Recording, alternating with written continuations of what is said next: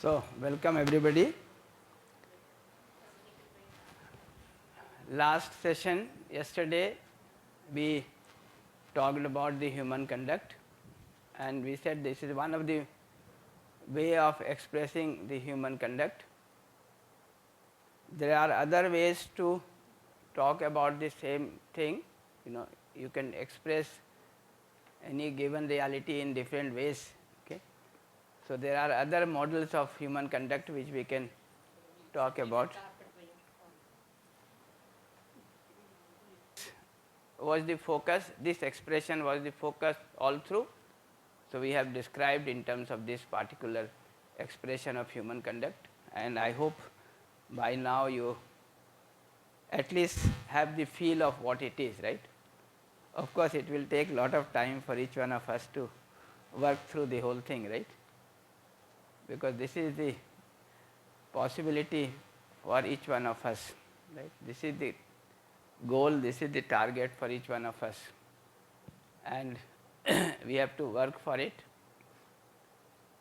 to realize it in oneself and help others to go through the process and become a living example of this. And as we have been saying right from the beginning, ultimately this is the role of, this is the purpose of human education and sanskar. So, through human education and sanskar, we should be able to realize this for every child who is going through the process of education. And this education has to be given in the family, it has to be given in the whole societal environment, and it has to be given in the schools and colleges, right. Everywhere it has to be there, otherwise it cannot be materialized. But we can certainly start from schools and colleges, which are supposed to be the seat of learning, yeah. So, that is what we have finally concluded, that ultimately we as human beings have to live like this, and if we live like this, it is very fulfilling for us. We are in a state of continuous happiness, with that happiness, peace, satisfaction, bliss, and ultimately the super bliss, right. Very fulfilling for us, and it is also fulfilling for others, right. If we live with that continuity of happiness with understanding, then it is my behavior, my work, my participation is very fulfilling for others as well. Okay. And this ultimately would lead to what Rajulji was just saying, ultimately lead to a human society, an undivided human society and universal order. At least for me, this will become a reality, right. It will get realized, outside, that may take time, but the moment I have this right understanding, right feeling and right thought in me, for me it is a reality. This undivided society is a reality, this universal human order is a reality, okay? And I can live with that reality and help others to develop the competence for it, right. So, that is what is going to happen. As I said, there are other expressions of this human conduct, but we will not get into the detail. In fact, lecture 22 talks about the other expression. But if you understand this, kind of parallel expressions can also be understood. So, we are not going into the details. I can move on to lecture 23 now.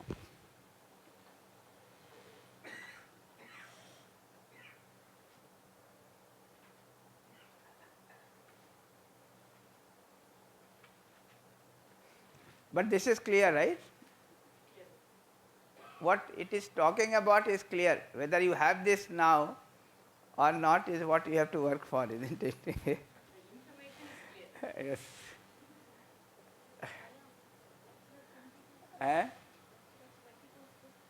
Yeah, we will skip 22 because it is a parallel way of expressing this human conduct,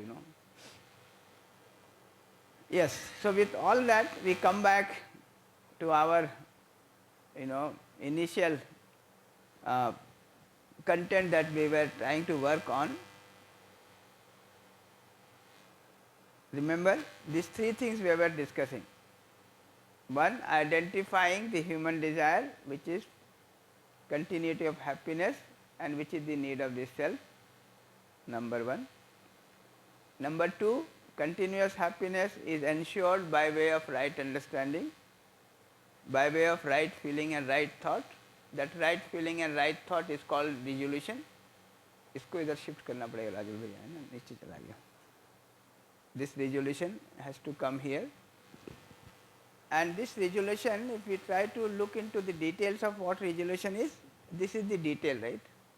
It is clarity of right understanding, wisdom, science, behavior, work and so on. So, I need to have clarity of all this. Only when I have clarity of all this, I am resolved within. Right?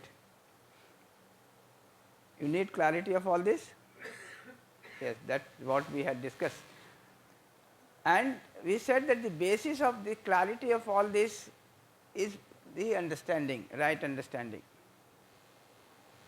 Okay? Understanding is about the human being, existence and human conduct, right? So, all these days we have been trying to expand on what right understanding is. Okay?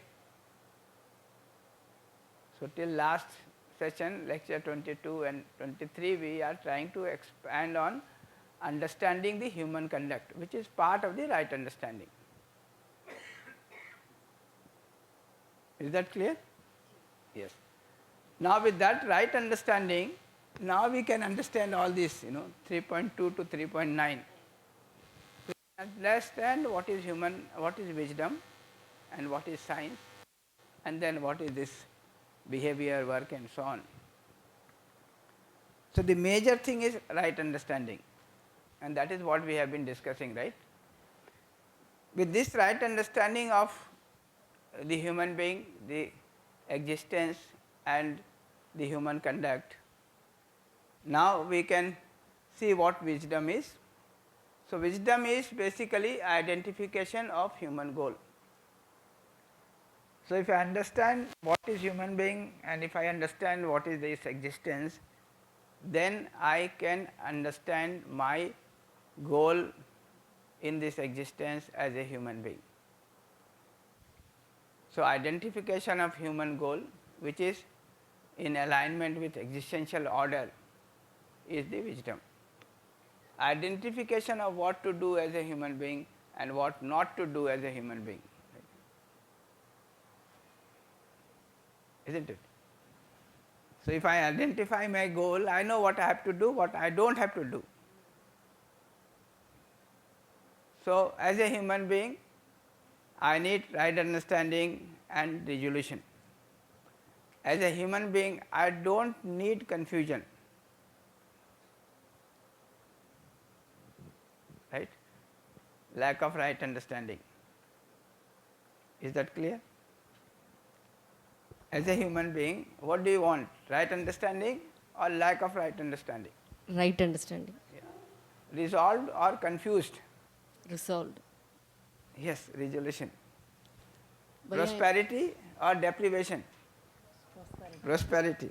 So, all those goals that we had identified, now we can see in the light of right understanding that given this existential order and given me in that existential order, what is going to be my goal, what I have to do and what I do not have to do, that clarity can come.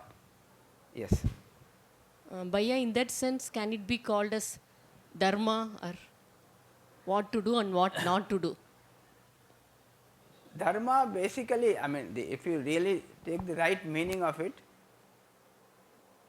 dharma means understanding, the harmony. So, there is harmony, right, that is the dharma of that particular unit.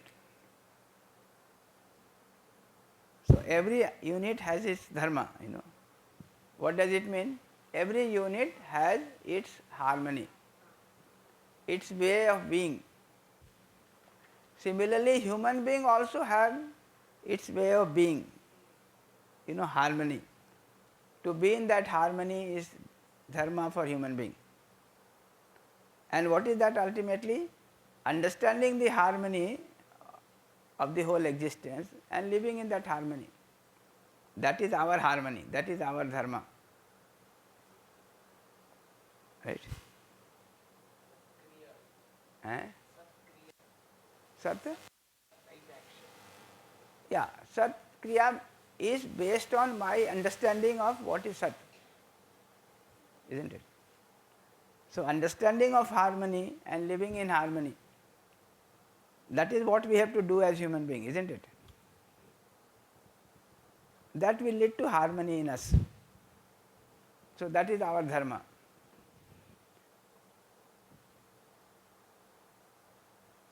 Yes. So, now we can understand all these things, you know. So much is talked about dharma in the whole Indian this thing, tradition.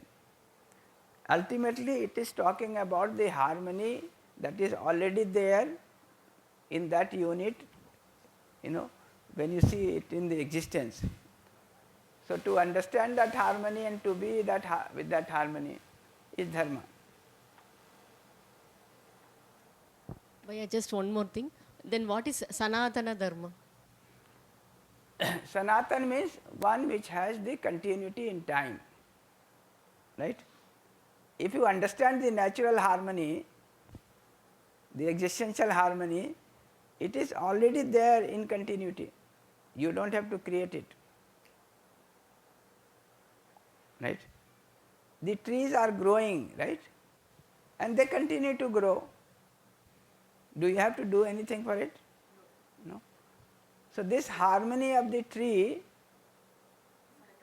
growing from seed to big tall tree is anyway continuing. What I have to do? I have to understand this. I have to understand it, accept it and act accordingly. Right? So, all harmony in existence are Sanatan in nature. That we said, you know, universal, continuous and definite. That is the meaning of Sanatan. Yes. Dharma means harmony. Sanatana Dharma means I am trying to understand the harmony in nature, in every unit in nature, which is there as an universal, continuous and definite thing. I have to understand it and be with it. I don't have to create it. And which I was telling every time, every religion, every great person in the history of mankind has essentially tried to understand this harmony, live with that harmony and help people to see this harmony, you know. So, all religion is basically talking about this, isn't it? But we, instead of trying to understand and live by it, we make some symbols out of it and we get stuck to the symbols. And then we start fighting with the symbols. You know. There is this example given, you know, that somebody wanted to show you the light, right? In the dark night, somebody was trying to show you the light, right? So he had a torch, you know, that putting that piece of cloth and soaking it in oil and putting fire, right? What do you call it, Rajulji? Masal? In Hindi it is called mashal. Hindi mein? English? Eh? Torch, yeah. But normally now torch means this. So that torch you wear, you know. So you are using that torch to show the light to the other, right? So you put the cloth, put the oil, put it in fire, right? And everybody follows you in that light. After some time the oil is over, the cloth is also burnt, no light, only that stick is there, right? And you get stuck to the stick, you know. That is the problem. Okay. So you keep fighting that your stick is better than the stick of the other. Agada. Kagada. So that is the problem, huh? So dharma means harmony.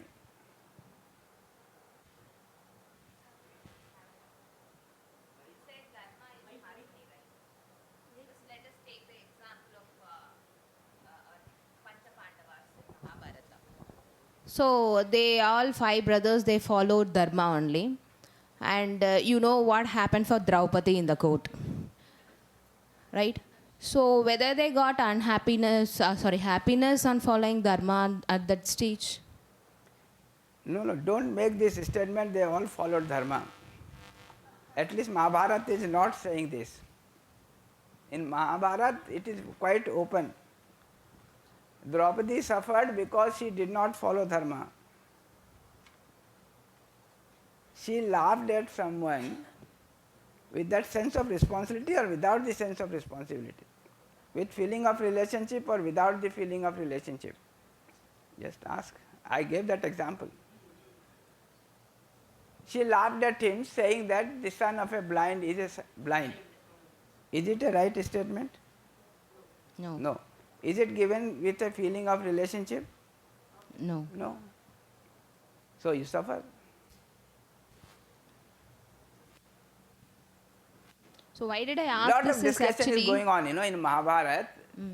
In fact, good thing about some of these epics is that very honesty, they have placed all this, the intensity of living, life, trying to live a life meaningfully. A lot of these ups and downs and rights and wrongs are taking place and you are going through it.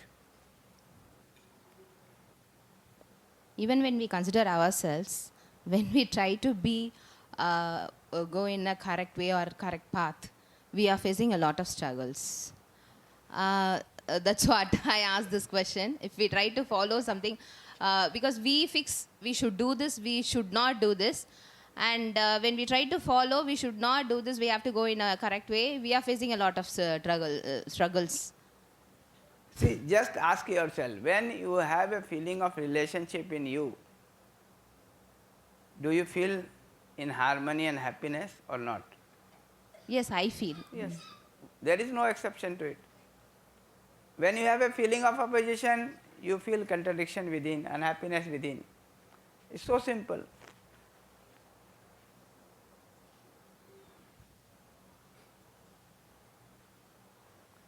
And a lot of this conversation going on between Yudhishthira and rest of these Pandavas, including Draupadi, is essentially this,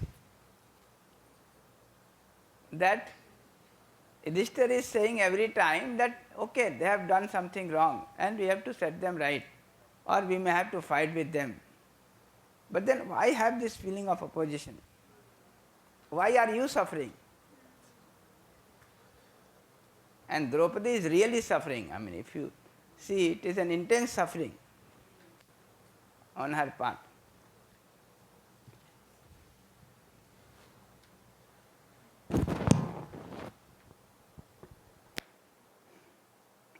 So, you are not because you have done dharma.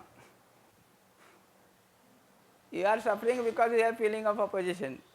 Okay, and this is adharma.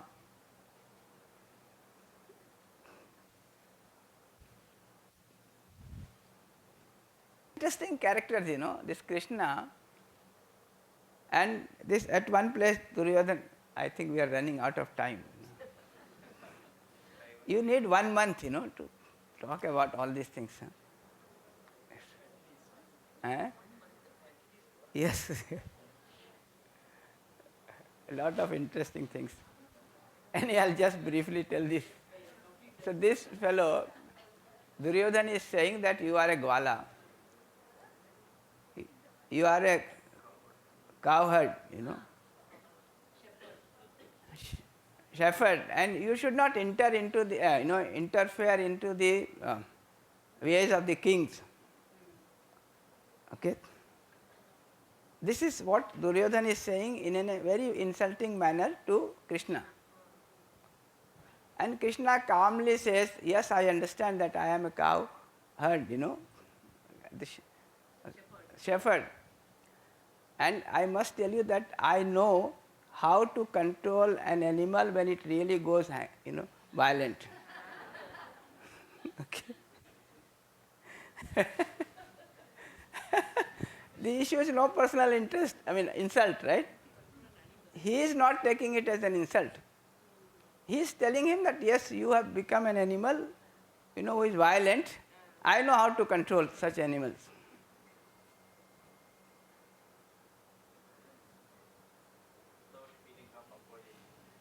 Without feeling of opposition, yes.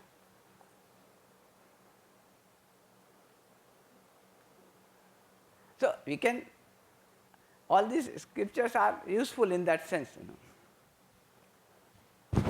to get an example of how it will happen in the real life. Okay. Okay. Once we have the right understanding about the existence and about the human being in it, we can visualize the human goal.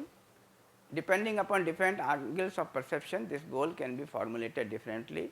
However, this difference will be only at the level of expression, not in essence. This is very clear. We have taken one such formulation in UHV-2, which we will discuss here in detail, but we will also introduce another such formulation which has been taken in Indian tradition for a long time. This will help us to see the possibility of different formulations and also help to see different aspects of human goal more clearly. This is a very important statement which you should understand, right? So, existence is definite. The being of human being in this existence is also definite. Our role is also definite in this existence. But when we go about formulating these goals, right, it can be formulated in different ways, right,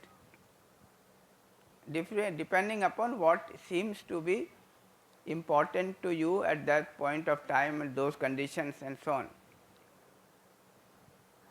We have taken one such formulation in UHV-2, right. This, you remember? These 4 human goals is one formulation to see your role as a human being in this existence. But this is not the only formulation, which is possible. For example, if I am writing it in Hindi and in English, it will be same thing or different words? Words will be different, right? Yes. Similarly, the formulations can also be different, and in different times people have formulated this same thing in a very different manner. This is one thing, for example, right understanding and right feeling in every individual, prosperity in every family, fearlessness, trust in society, coexistence, mutual enrichment in nature and existence.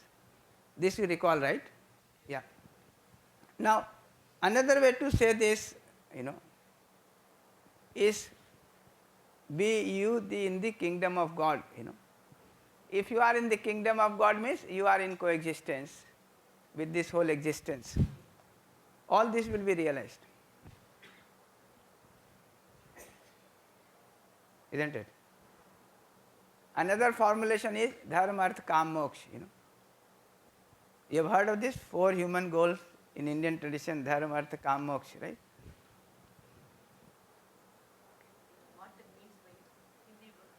Dharma means understanding the harmony. Artha means the necessary physical facilities which are required. Kam means whatever your desires, fulfillment of that desire through first dharma and then artha. And moksha is going beyond the world of activities, that is realization of no activity, where you can reach to the state of super bliss. Now these are different formulations, right? If you take the formulation of Buddha, it says through Satya, Prem and Karuna, ultimately you have to reach to the state of Nirvana. Right? That is at another formulations. So this is one formulation that we have been talking about in UHV-1 and UHV-2, right? We will continue with this formulation, but we have to remain open to all those other formulations, because Ultimately, what are these formulations? They are trying to identify the goal of human being in this existence, which is always same. We are formulating it in different manner. If I take this line, then I can understand every religion, every philosophy, every thought, right? What they are trying to do, right? And I don't have to fight with them. I can understand each one of them, right? And I can define my complementarity with each one of them, isn't it?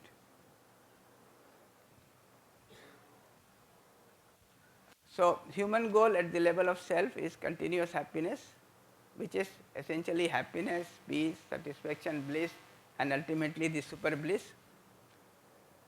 At the level of society, we have these 4 human goals. You all know by this time, so I am not getting into the details. So, to identify this goal is wisdom. I am a wise man if I know what I have to do as human being and what I do not have to do as human being. If I identify the human goal, right, I am a wise person. If I don't identify the human goal, then I am not a wise person, right. So, wise person does not mean you can cheat others. Okay. Wise person, the person with wisdom means I am able to identify the human goal. Okay.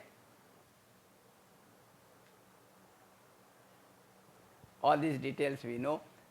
If this is the human goal, then it has to be realized, and it can be realized through these 5, at least these 5 systems are required in the society to realize this human goal. And we can start from the family and go right up to the world family. That is the total scope of it. All this we have done in UHV-2, so I am not getting into those details. But essentially the wisdom would be, I am able to identify my goal as a human being and I know how to fulfill it, right. That is the wisdom. Ganesh, you have a question here. A man of right understanding and a man of wisdom, are they You same? have to raise your hand, I am not able to. I am here. Yes. Yeah. A man of right understanding and a man of wisdom, are they same? Or Eh? a man of right understanding or a man of wisdom, a wise man, are they same or different? A wise man will first have the right understanding and then the clarity of this human goal. So, he has to have both. But in right understanding also this goal, human goal is included, no? In right understanding, everything is included, all this 3.1 to 3.9. You begin with 3.1, but these lower details also if you can work out, it is better. Otherwise, they will result, out of right understanding. But if I have right understanding and I have worked on these details, I can pass it on to the other. Why he has to work all fresh? So, in that sense, it is all detailed out. But if you have right understanding, you will be able to detail it out yourself. Okay.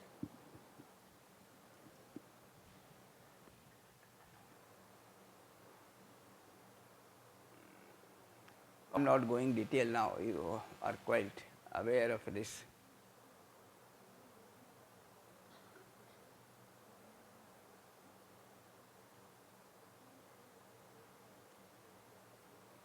Those details you can see sometime. I am not going into those details because now the time is not going into the details.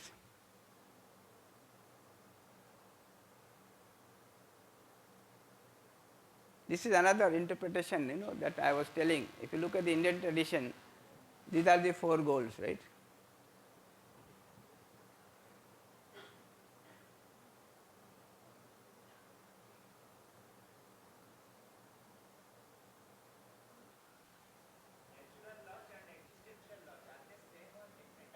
Same. For our purpose, they are same. The only difference is that when you say existential, it includes the space also. When you say natural, it generally talks about the units. So, self-reflection, observe that the problems that we see at any level, individual, family and all, or at the level of entire nature are nothing but absence of fulfillment of some part of human goal. If we ensure the fulfillment of these goals, then does it seem feasible that we will get rid of the problems we are facing today? This is very important thing to note, that we have problems because we do not have the solutions. Right? If we have solutions, we will get rid of the problem. Right? Can you see this here? That is the question. So, we do not have to work for getting rid of the solution. We have to work for ensuring the right solution, and that problem will get over. So, there is a fight between me and you because I have a feeling of opposition with you, you have a feeling of opposition with me. If I have the feeling of relationship and you have the feeling of relationship, then what will happen? There will be no fight. So, this fighting will be resolved, right? That is the question. What do you see as your goal at the collective level, and is it taking care of all dimensions of our living? That you can find out for yourself. We can make a comparative study of the two formulations of human goal. Are the differences only at the level of expression, or there is a difference at the level of essence? Very important thing, you know, we should do this exercise. Whatever you consider to be the human goal, or whatever system of belief you have and you consider that is the human goal, take that as one, take this one formulation of this right understanding, right feeling, and look into them and find out whether the two are same, similar or different, and if they are similar, in what sense, if they are different, what is the difference. And you can see whether this is difference only at the level of expression, or in essence also they are different. So, if you do a real analysis, you will find that their essence is the same, right, but expressions are different. Okay. You can do that, very useful for you and for the society also. Yes. So, we can have a break, come back and then continue with lecture 24. Off the devices or keep in silent mode.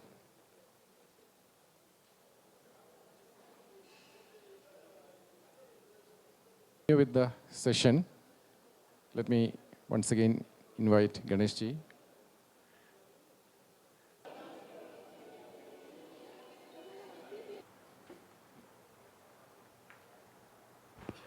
So, with this right understanding, then last session we talked about the wisdom. Now we want to talk about the science, right. So, science is about how to fulfill the human goal. So, through right understanding we have identified the human goal. So, we have the wisdom. Now we know what to do and what not to do. Now we want to work out how to do, right, how to fulfill the human goal. That is science. How to fulfill the human goal.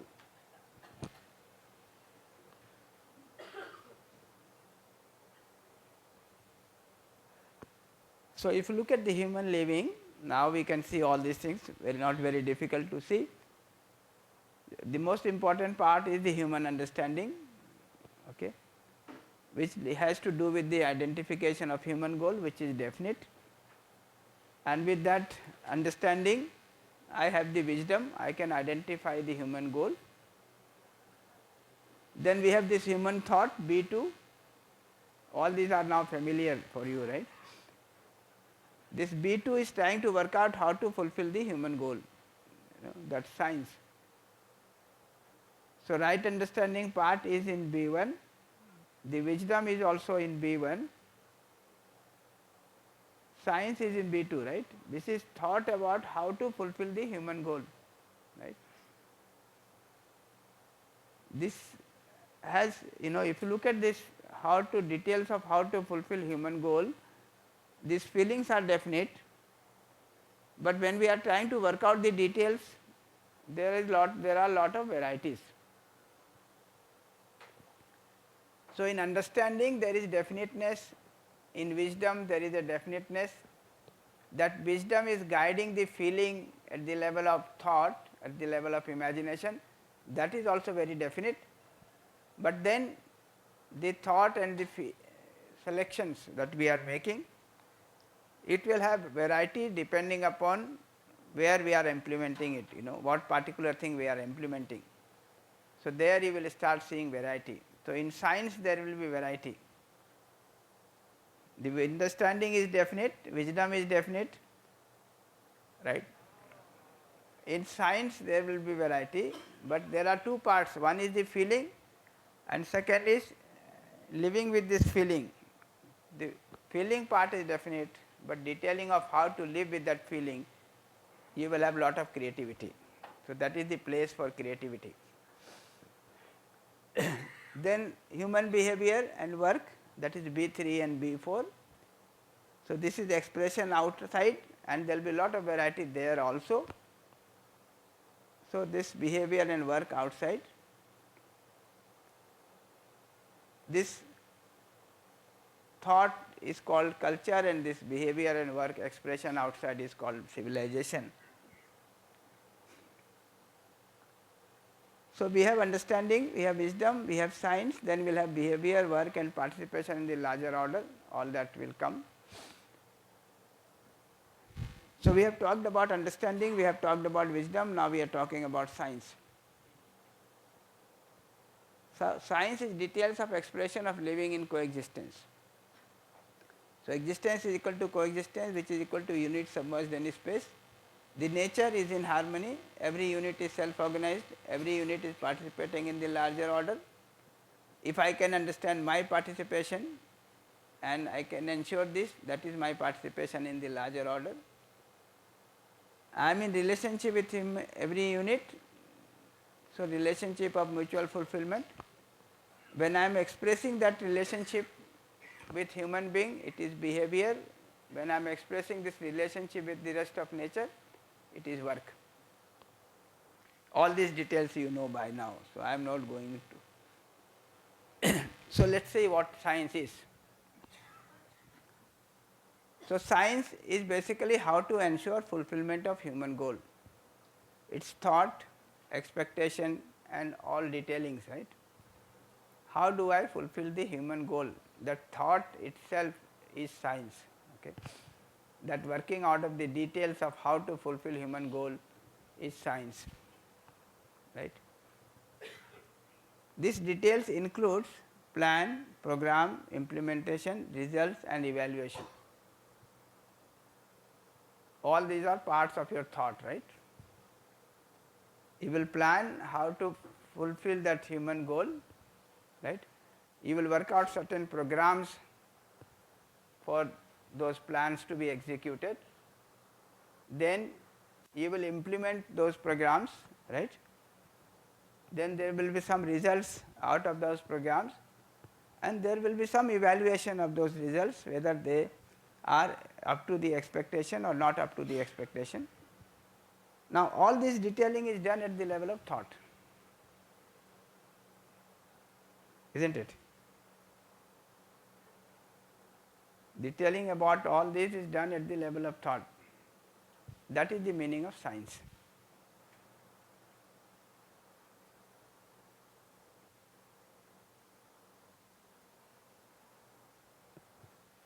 So we have decided for the human goal at the level of wisdom. Now we are trying to work out the details of how to ensure the fulfillment of human goal. That detailing is thought. And in that detailing we will have all this, the plan, the program, the implementation, the results, the evaluation, all that.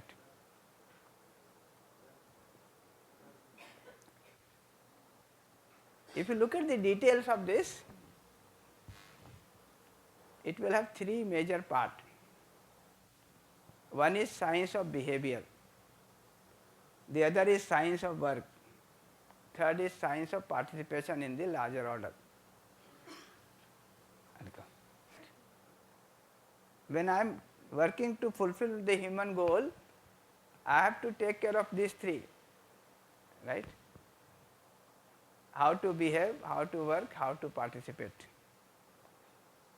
Right? So science will include all three: science of behavior, science of work, science of participation in the larger order. Yes. Ensure fulfillment is the human goal, but that human goal is changing person to person actually. So for the beggar, that if he get that food for that next time, that mean at the time he is getting that food, mean he is expectation is over, that fulfillment is over. In case if he is a very richest person, India's number one richest person, mean then there is no human goal, then fulfillment not completing always. What is his expectation always continuing? Yeah, The we have thought just and expectation, then this person to person, this. So how can we come to the conclusion our fulfillment and human goal? we have already talked about what these human goals are, right? Right understanding and right feeling in every individual, prosperity in every family, the fearlessness, trust in society, and ultimately this mutual fulfillment, coexistence in nature. That is common to all of us. That we have already discussed. That is 3.2, identification of human goal, that we have done. And on the basis of this identification of human goal, now we are talking about the science, how that goal can be fulfilled.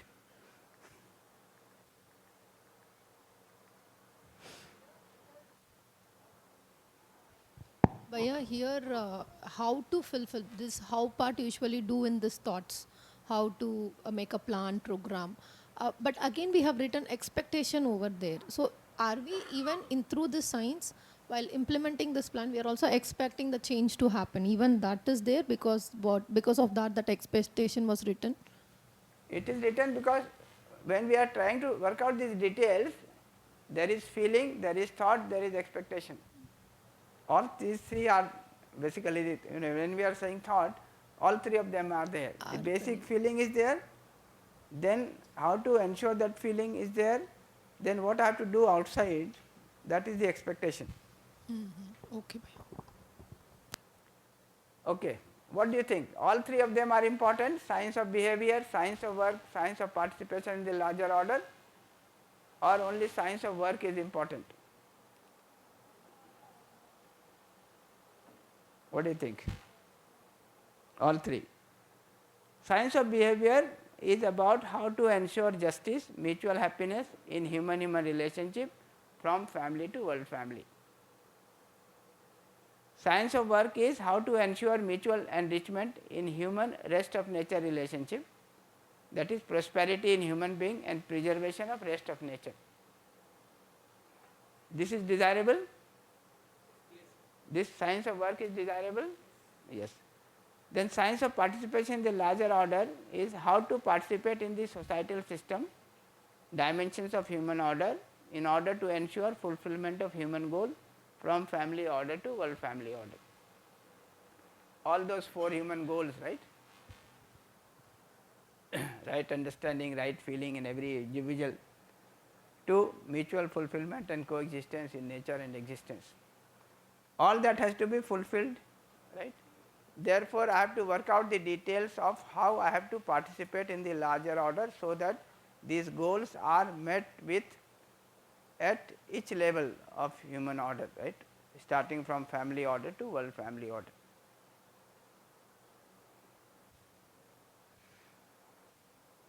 So all three are important, right? Today, are we taking care of all three of them? In science, or in the name of science, what we are doing, are we taking care of all three of them? No. We are at the most thinking of taking care of science of work. And even that we are doing or not, we will see what is the status.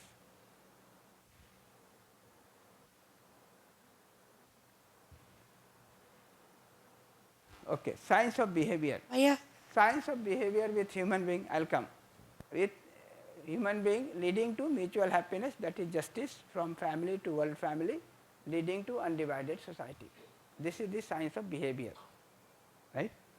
I will come, Jenny. And if you look at this behavior and the feeling in relationship, right, and expressing that feeling, those feelings in relationship leading to mutual happiness, all these details we have already seen, right. In UHV-2, we have looked into this, the human-human relationship, the feelings in human-human relationship, how we can recognize those feelings, how we can ensure those feelings in ourselves, right, what those feelings essentially mean, and how can we express those feelings with other human beings so that it ultimately leads to mutual happiness, right. So, relationship is between oneself and the other self. There are feelings in relationship in oneself or the other self. All these feelings can be recognized. These feelings can be recognized, they are definite, and their fulfillment and evaluation leads to mutual happiness. All this we have already seen, right. This is the detail of the science of behavior. Justice is recognition, fulfillment and evaluation of human-human relationship leading to mutual happiness. And this justice has to be ensured from family to world family, ultimately leading to undivided society. These details we have already talked about in UHV-2, so we will not go into those details, but essentially the science of behavior has to do with working out the details of how to ensure harmony in family, how to ensure fulfillment in relationship from family to world family, leading to undivided society.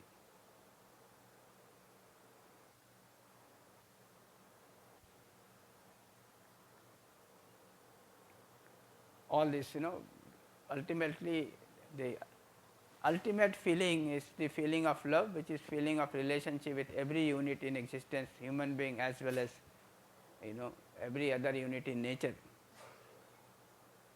All this we have discussed, right. So, you may start your feeling with one, that is called affection, then you can expand it to many and ultimately to everyone.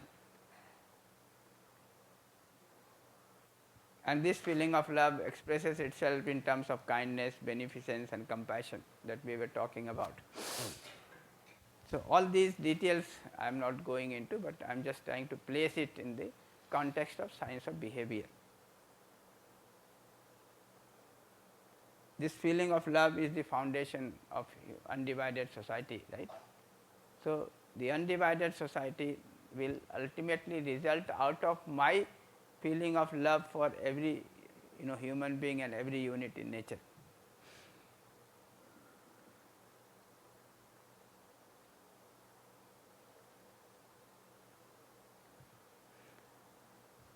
So, in relationship, the basic is the right understanding, which will lead to right feeling, harmony in the activities of the self leading to happiness.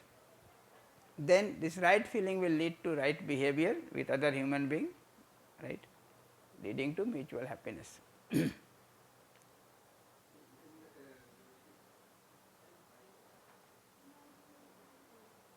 Is mentioned here is the feeling based on contemplation and not from the imaging. That means it is 2C and not 3B. Yeah. So, this right understanding will lead to right feeling, right. Those natural feelings in relation to do with having this feeling in myself out of my understanding of relationship. It is not something expecting from the outside, from other. Yeah, is that you are saying? So, this is about the science of behavior. Very briefly, I have not gone into the detail because all the details we have talked about in UHV-2, and I presume that you still have this in mind. So, the self reflection. We have seen that science can be expanded as science of behavior, work and participation. In the present day science, we are taking care of all three, or only the science of work that I have already asked. In that too, all aspects of it or only some limited aspect of it. Regarding the science of work, this question you have to ask, but this will deal in the next session. In the science of behavior, what will be priority of understanding, feeling and physical facility? Which is of priority? Understanding, feeling or physical facility? Understanding and then feeling. Yes. What is the role of physical facility in it? What is the role of physical facility in science of behavior? Yeah, ultimately to fulfill my feeling in relationship, I may need something to do, for the body. So there I will need the physical facility for expressing, for sharing the feelings that I have. But the focus is on the feeling, right, not on the physical facility. In the science of participation, what do you see as your role of at different levels, family order to nation to world family order? Does the present education system prepare you for these roles? What do you find? Your participation at different level, starting from family to the village to the city to the institution, to your state, to your nation and ultimately the world. So first thing is to find out what is your participation at each of these levels. Second, if you look at your present education system, is it preparing you for this participation? No. Interesting that IIIT Hyderabad, we asked this question to the first year students as to what you want to do or achieve after, completing your degree from here. Out of these 180 students, almost 50% of them said we want to make our parents happy. Okay. We asked the same question to the fourth year student. Only 4 of them said we want to make our parents happy.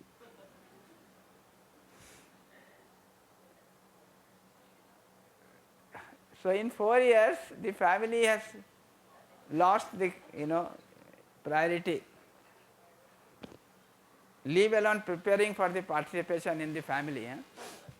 They have just forgotten about the family only. What change is required in the present education system? That's a big question which you have to keep asking every time, okay. But in the context of science of behavior also you can ask this question, whether your present education system is dealing with the science of behavior or not. Is it preparing you for the participation, in the higher levels of your society, starting from the family? Yes, we can move to the next. Continue with this 3.3 science, right? We have talked about the science of behavior.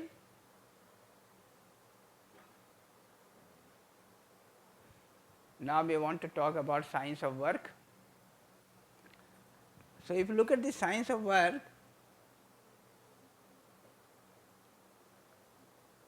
it has to do with work with rest of nature leading to mutual prosperity. Right? Behavior was with human being leading to mutual happiness. Work is with rest of nature leading to mutual prosperity. Yes.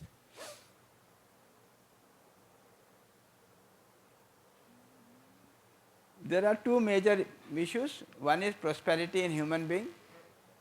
Second is preservation of nature. These are the aspects which have to be dealt with in connection with prosperity in human being. These are the aspects which have to be dealt with in connection with preservation of nature. Yeah, Janini wanted to make some point and I asked her to wait. Yes. Thank you so much for calling my name again, Bhaiya. Beautifully. Yeah. when you are telling about the science of work, science of behavior, and science of participation in larger order, something caught me. Nature is teaching us all, actually. Sun shines and sheds light on all of us. As human being, we need to shed light on all of us. It is taking the science of fusion, how to bring atoms together. Sun is working together. All the atoms, they are behaving in such a manner to work together and give us light. And it is dispersing the light and spreading to all, thinking that all are equal to it. Nobody is higher or lower according to sun. For all, it will give the same light. But based on distance, the amount of intensity of light received will vary. Let it be earth or anything. Because this is the best place God has created for us. We need to be exactly on this distance, at this altitude, this season, this atmosphere. Then only as a human we can prevail. So much of things nature is teaching. But what devils are doing, they have created fission. Chernobyl is one of the incident. Chernobyl blast. Yeah, till now nobody can live there. Even if you drink the water there, gone, that's all. You will have the radiation impact.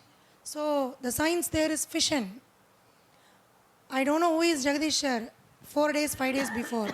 I don't know how much bonding I got with him till today. I am trying to fuse with him, with myself and his self, in terms of feelings. But if I show hatred towards him, it is like fission only. Gone, that's all. Then life gone, totally everything gone. So there won't be a human body also, and there won't be any self also. So how I am connecting here, how nature is teaching us all in terms of these two processes. We want to shed light, we should be under fission. Even the formation of earth also is by fusing particles only. All dust and down only gave rise to the planets. If they are not coming close to each other, then this earth would not have been formed.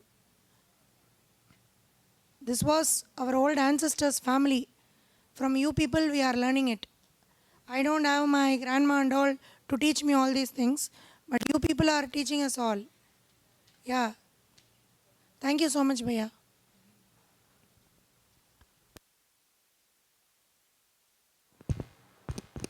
Yeah, thank you.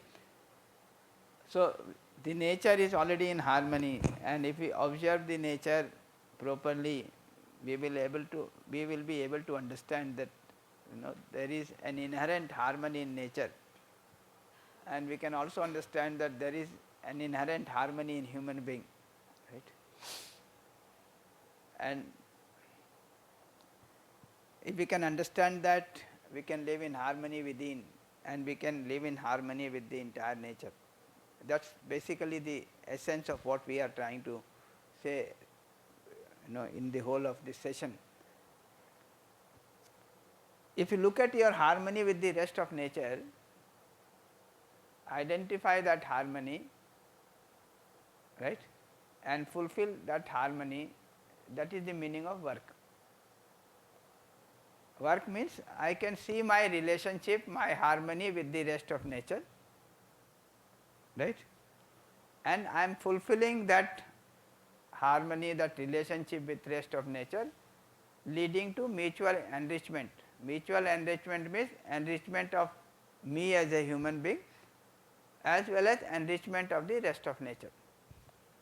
So if anything in nature I am interacting with, I am making sure that it leads to my enrichment as well as enrichment of the unit in nature with which I am interacting, right. That is the meaning of right work, right. So this science of work has to work out these details of how we interact with the rest of nature, so that this mutual enrichment is ensured. Clear? Yeah. So if it is a mutual fulfillment, mutual enrichment, there are two parts of it: prosperity in human being and preservation of rest of nature.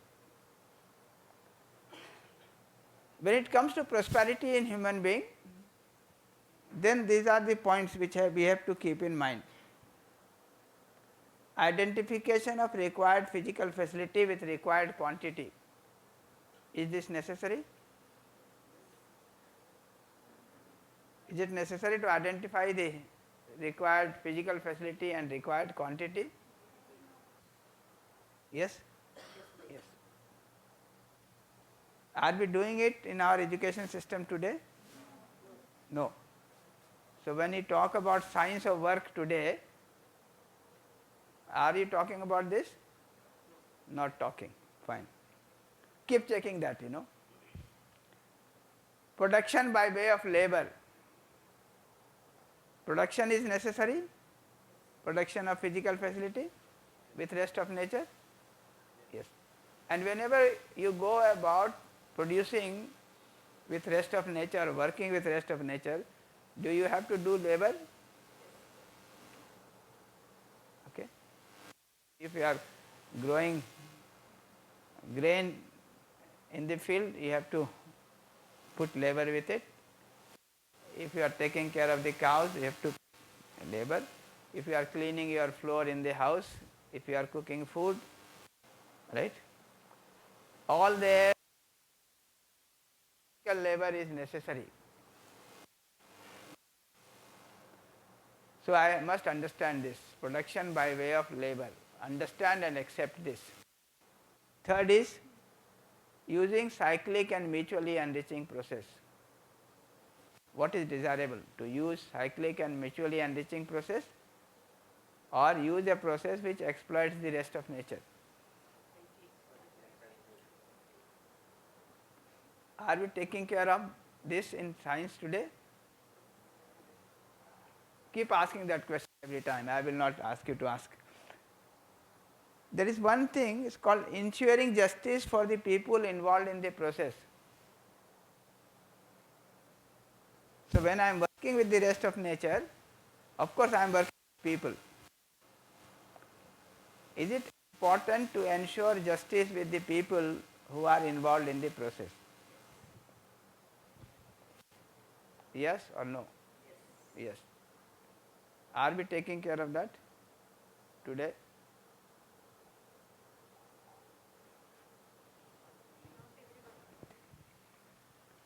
Right utilization of physical facility, rest of nature. Right utilization is necessary? Yes. Are we aware of it? That assignment I was saying, how many clothes you have. You have accumulated so many and you hardly use them. Is it right utilization? So many gadgets you have bought, and are there in the house and you have hardly used them, or their use is not even 10%. Isn't it? Find out how much right utilization you are doing. Very difficult homework.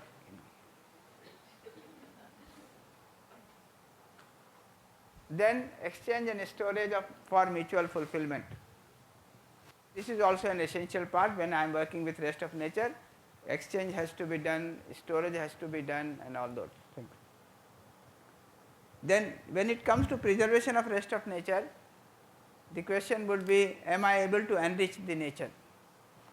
Am I able to protect the nature? Am I able to rightly utilize the rest of nature? Right? Sir. Enrichment, for example, if I am planting a tree, right? It is enriching the nature. If there is a tree and it might be, destructed by somebody or some animal or some conditions, I try to, preserve that. Okay, that is protection. And right utilization is that if I get something out of that tree, I must rightly utilize it. Okay. All these three aspects are important, isn't it? If I do this, you can see this enrichment of the nature overall, or what we are calling as preservation of nature overall. Yes. Here, Science, we have, for example, LPG gas is there. That is very important for cooking and everything. In this case, we add some chemicals. In case of leakages, we add some ethyl mercury. The chemical is dangerous, but at the time, this is essential. In case of leakages and everything, we want to, as a safety purpose, we added in that. Indirectly, we polluted the atmosphere, but that is essential. But safety purpose, we want to some produce the chemicals also in the nature. Yeah, see, I mean, if you are aware of all this, then you will work for this. And sometimes, somewhere you find that you don't have a solution which ensures all this, and you may have to take to some solution which is not complete in this sense, it is not satisfying all the criterion. You may go for it, but then you will keep finding that solution to it, Okay. That is the purpose of research. The purpose of research is to develop the ways and means where I can do this. And if somewhere I am finding that, it is not working, okay, I can go with something which is not up to this, but then I will keep developing some ways, I will keep doing the research of how I can do without it. And interestingly, many of these cyclic and mutually enriching processes were there in the tradition. Okay? Instead of enriching them further, we have just dumped them,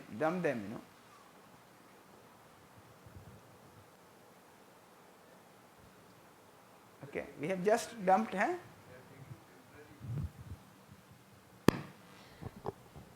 So, there were so many. If you look at a village, traditional village, and you look at their energy model, look at their production model, their distribution model, right? Okay. It's so, so much satisfying this. Okay. But then we have just dumped it. We are not even looking at it. Okay. Leave alone doing research on that, how that can be further improved. Okay. We have just discarded. The size of the village, the number of families in the village, the type of production that has to be done in the village, the way it will be exchanged or distributed, the physical facility, right? All these are so finely, was designed, and it continued for thousands of years. There may be something which can be further improved, and we need to do research on that. But what we have done is that we have just thrown into the dustbin. Okay. We have come up with cities, and now smart cities, where everything is in crisis. The energy is in crisis, the transport is in crisis, this relationship is of course in crisis, and water is in crisis, and now doing so much into it, don't know what to do. Ganeshji, when we look into this, as we brought up in the village, and we could see that we played only with some toys which we made of wood. That too, we only make the toys, and even the biogas system was there. Everything over this period of 20 years, like we could see the transformation happened in the crisis way. Because biogas, I saw biogas in my home, but we closed it and built the building only over that. And I never seen we getting vegetable outside. It's within our hometown only. We used to get it from next, whichever is not there in my farm, I'll get it from the neighbor Anna. So that is how it went. But past 20 years, and when we closely check, everybody used to tell for two reasons why they move away from the villages. One, they want to earn more.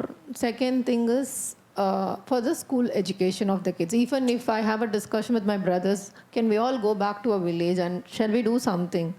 They said, oh, they are okay to compromise their work also to come back to village and we all stay together. That is also fine. But when it comes to the school education now, that they are not compromising.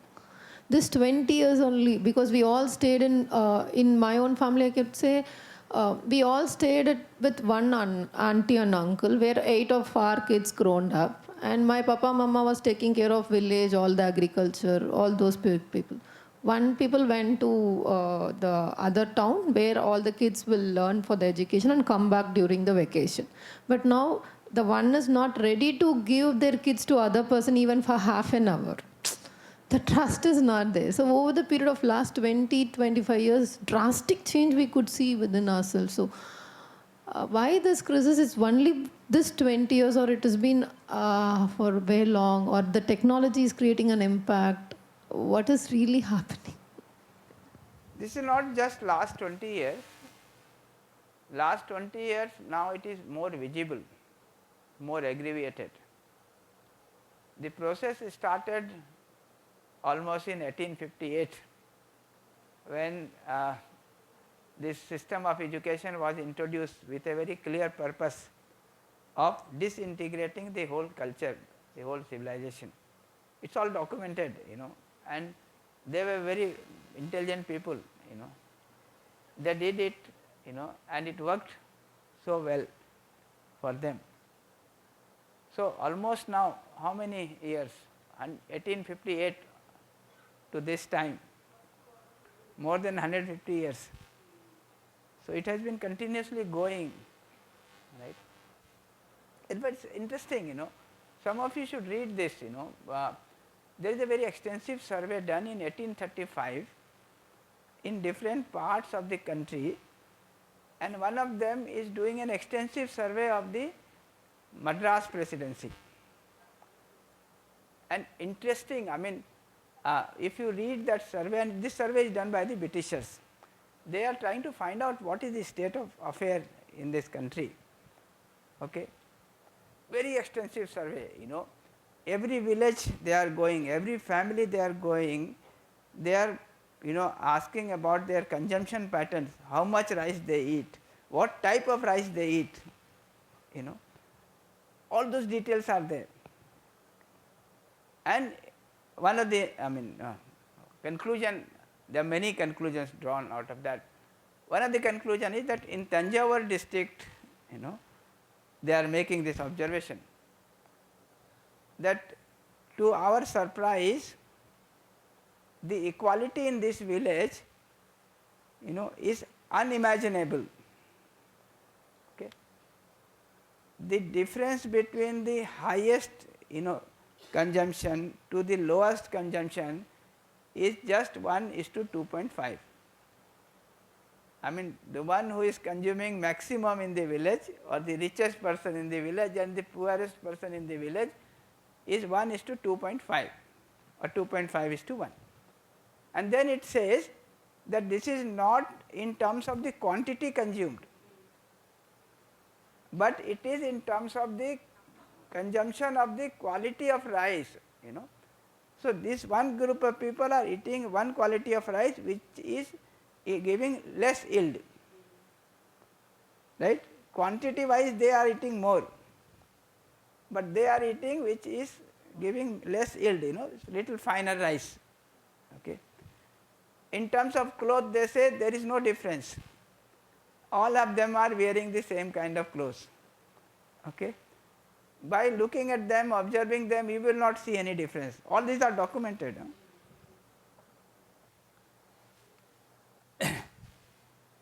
And lot of it, that how this production is maintained, how the distribution is maintained, how the water distribution is also maintained, because in many of these areas there are a lot of these ponds, and these ponds are managed by the society, and this water is to be used by them, and they are, one of the incidents they are mentioning is that taking this water to all these places would be difficult So what this society decided, the village panch decided, that we will distribute the land. That is, the same family, if they use the land near the pond, they will get more yield, and over the period there will be discrepancy. So we'll rotate, this among the family. So not the same family is using this land near the pond every year. After 3 years there will be a rotation. I mean, such details are studied, okay. Good thing. But these details, when they were collected and a study was made, a report was prepared, there are 2 reports prepared. One which goes to the Parliament of the British government, another which comes to the Parliament of the Indian government.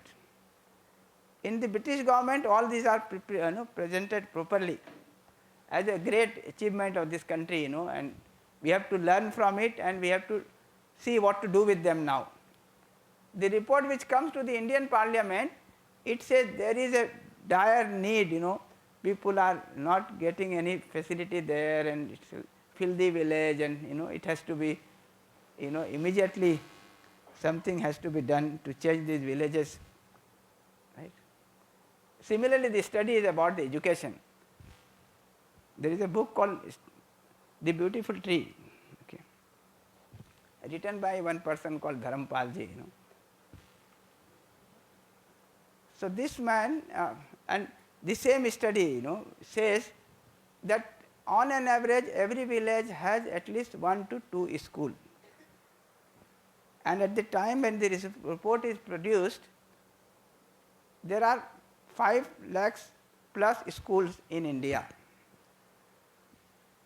And there are around 200 universities, and an university means more than 20,000 students are there. This is 1835.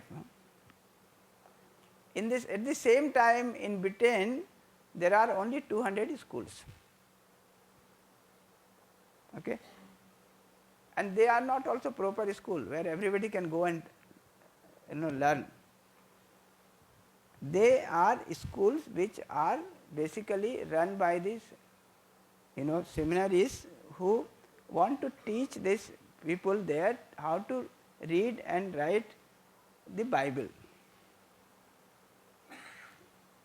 These are all on record. But 1835, after all this has happened, the conclusion is that we must destroy this, because as long as this continues, we cannot rule over them.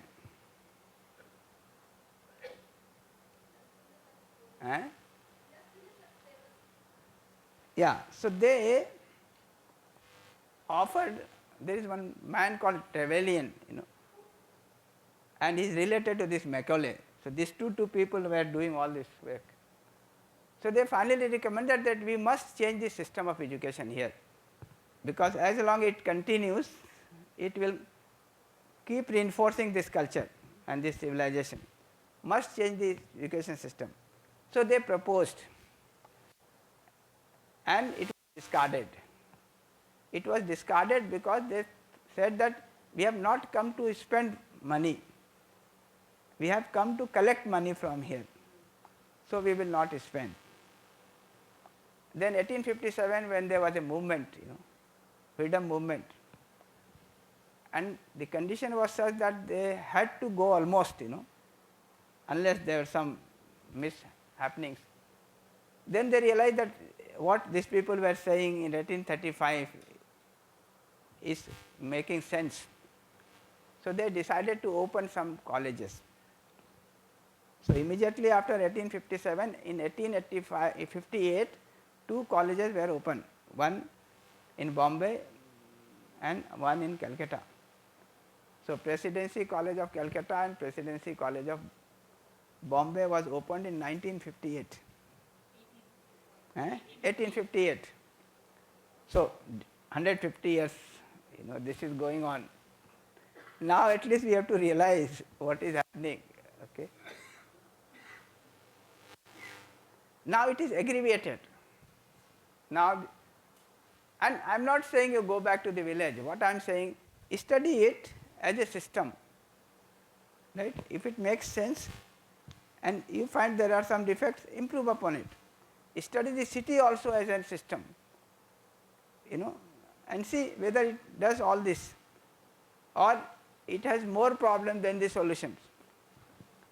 Do something about it.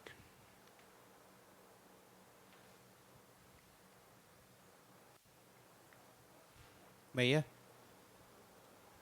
just here we are talking about the justice for the people who are involved in the process of production. A production process is a very complicated, very composite process in which many people are directly associated with the main material, machinery, etc.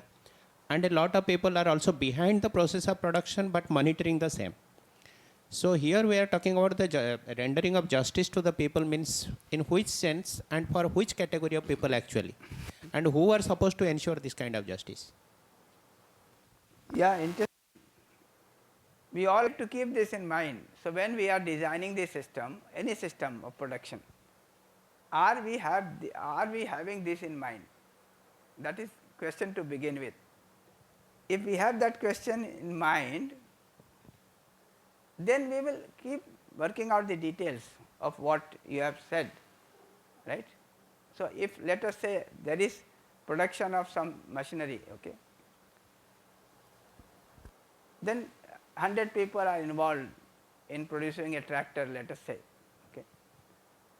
Now, the kind of relationship that we have in that process of production, is it mutually fulfilling for all the people who are there immediately, right? Yes, no, okay. That would be one thing. Mutually fulfilling in terms of relationship or the commodity that we are producing. Relationship, commodity will come in part. This using cyclic and mutually enriching process. Yeah. But even the relationship is important, right? If 10 of us are sitting here and doing something, what is the relationship between us? Because that is going to make a lot of effect in terms of my happiness or unhappiness. We are working in a department, 10 of us, okay? We can work with a feeling of relationship. We can work with a feeling of opposition. Does it make a difference? In fact, today most of the academic institution, the biggest problem is this problem of opposition among the faculty members of the department, of the institution. Yeah.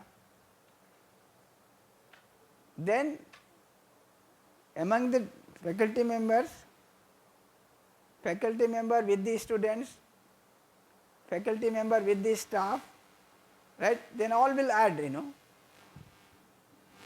It's a complicated process, it involves so much. But are you aware? I mean, if I am conducting this class, can I conduct this class with a feeling of relationship? Can we all be here with a feeling of relationship and conduct this?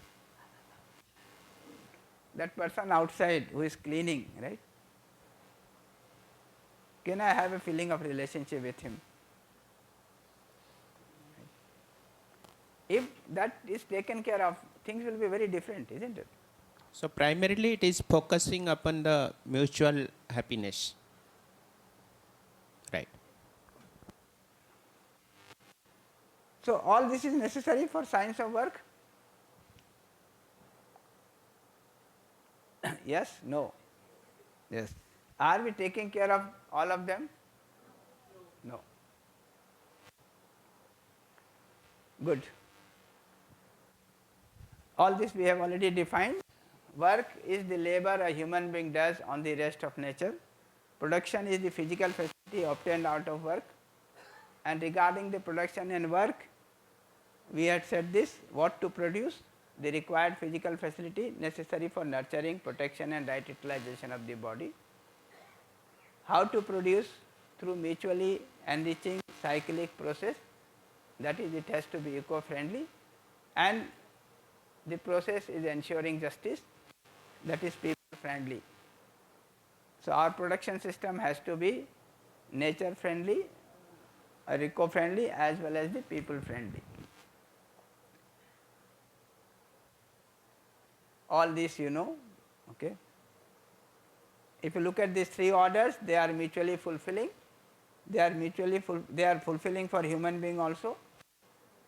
Whether human being is fulfilling for them or not, there is a question mark, right? So ultimately we want to work a system of production and work which ensures the mutual fulfillment with this rest of three orders and also with the human order. So we just have to understand it and live accordingly to update the man-made process in accordance with this mutual fulfillment. So this has to be a cyclic and mutually enriching process. That is what is called as avartanshil process.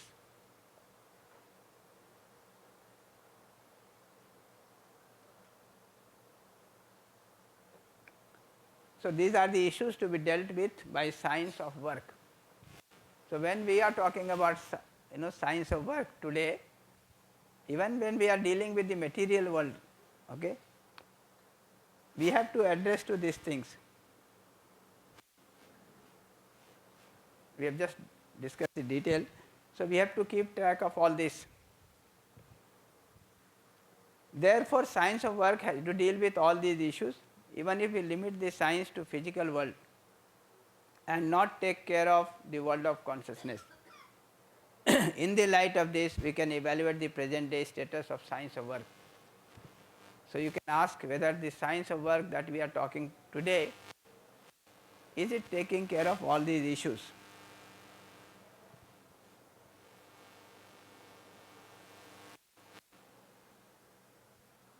Specifically, let us see.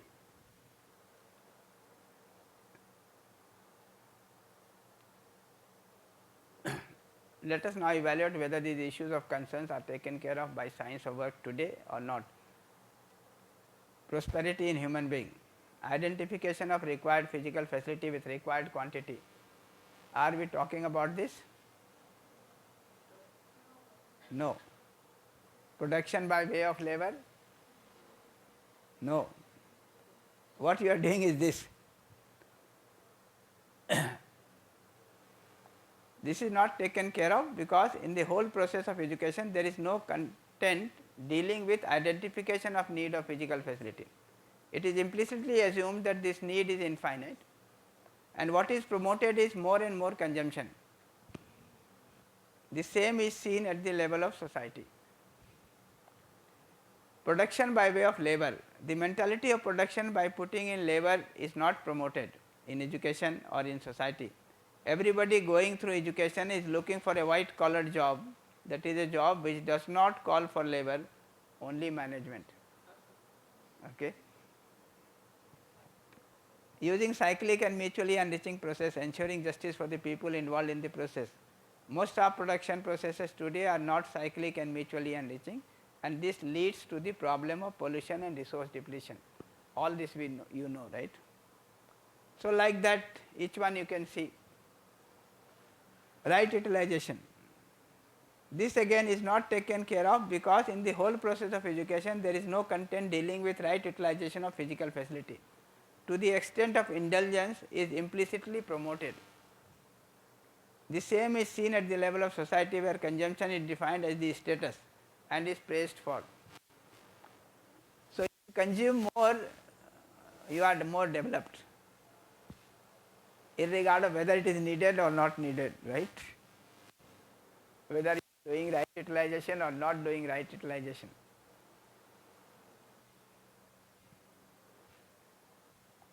Like that. Similarly, this preservation of nature, protection of nature, right utilization of nature, is it taken care of, not taken care of?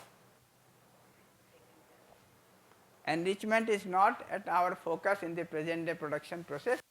Rather, we are willing to exploit the natural resources used in the process and even the natural environment. For example, ignoring inorganic farming today, where we are willing to produce at the cost of fertility and other quality of the soil and the food both. Interestingly, if you look at these trees planted in an,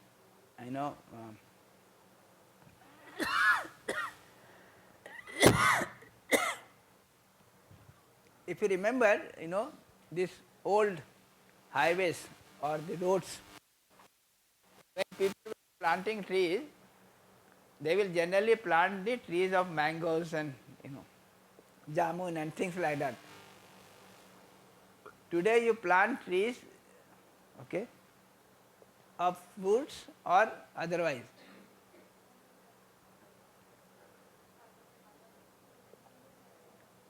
I mean, just see, you are planting trees, but not the fruit trees. I was talking to one person, one of my friend. He is dealing with this planting trees on the roadside of these highways, This one Samriddhi highway is coming in Maharashtra. He is given a contract for 1 crore rupee per kilometer, So he has to plant trees on the roadside, okay, and he has to maintain it for 5 years. So all water supply and everything has to be laid down and maintained for 5 years, and then he has to hand over to the NHI. 1 crore rupee per kilometer, that's the cost. So he was telling me that one of the clear instruction in that contract is, don't plant any fruit tree.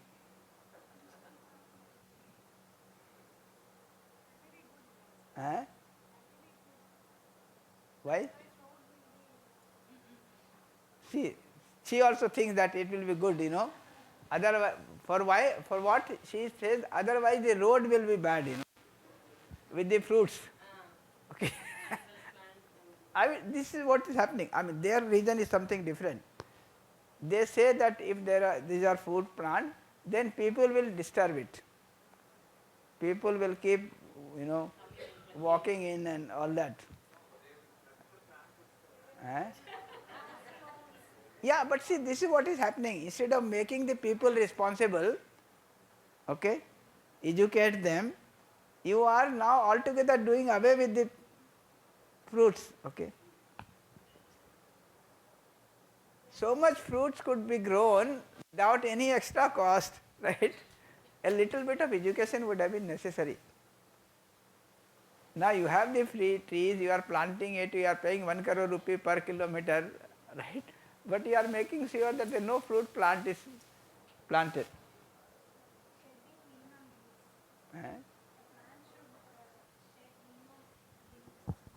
It should give maximum shade. It should shed minimum leaves. All these are criteria. Should be interesting criteria. thing, it should shed minimum leaves. Why? Yeah, The leaves can be used, No, It will can be disturb used for roads. producing something more. But you don't think that way. You think, my concern, everything should be very neat and clean. Outside, whatever it has consequence, let it have. Yeah, but I will not go into much detail. Lot of stories to tell. Okay, but look into this. This is a very serious concern, and we as people who are, most of us are dealing with this science of work today. Right? Not dealing with the science of behavior. So at least when dealing with the science of work, we must start doing research or whatever we can do, on taking care of these aspects which are important, right, for a human society. They are important, right, isn't it? In a human society, we will have all these concerns, right? All this has to be ensured in this science of work. So whatever we are doing in whatever department we are, right, we have to start thinking about it. And if we start thinking about it, lot can be done, I would say. Even now things are not all out of hand. We are human beings and the nature is in harmony. So if we understand and we start working on it, lot of it can be done.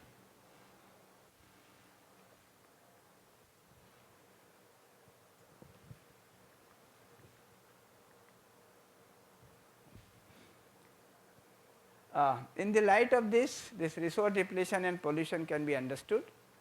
Resource depletion, the resource is used at a rate which is faster than the rate at which it is produced in nature. Very simple. So, resource is getting depleted not because it was not used before and now it is being used. It is so because you are using it at a rate faster than it is produced in the nature. Okay. You get this? Yeah. So, if the plants are growing, trees are growing, and after 100 years, let us say one tree dies, okay, you get enough wood from there, right. So, if you are using that wood which is made available by the death of the tree, there is no problem. If you start using it at the wood at a rate faster than this growth of the tree, then after some time you will see the shortage of tree. The resource depletion will start taking place. Otherwise, trees are growing anyway, they are dying also. So, this mature wood is available to you. So, there is no problem in using the wood, right. The problem is that you are using the wood at a rate faster than the trees can grow.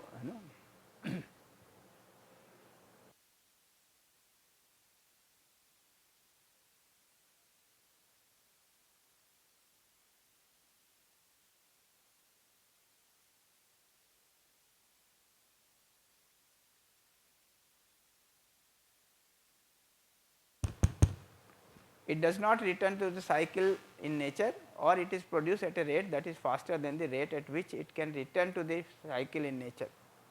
The two reasons for pollution. One is you are producing things which cannot go back to the nature, back to the cycle of nature. Second is you are producing at a rate faster than it can go back to the cycle of nature, right. For example, this carbon thing, carbon dioxide, greenhouse effect. It is not that you are producing carbon dioxide for the first time, right. Every this thing, life is taking oxygen and exhaling this carbon dioxide. But there is a certain rate at which this carbon dioxide is converted back into oxygen by the plants and trees. As long as you are converting this oxygen carbon dioxide, which is better than what is done by the nature,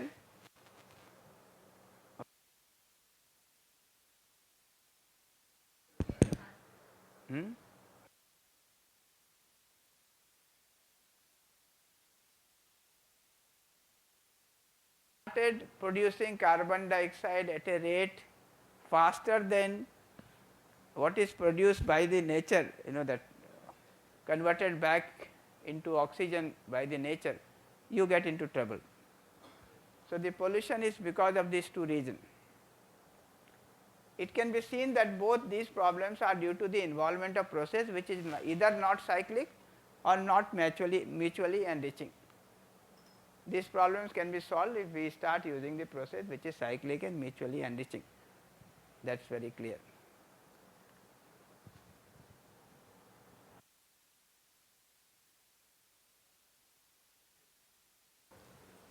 Lot of homework for you to do in that science of work. Yeah, I was saying that lot of work for you to do in that science of work to find out whether the science of work, the details are taken care of, right, in your area of science or not taken care of. If it is not taken care of, what you can do about it, right, because it has to be taken care of.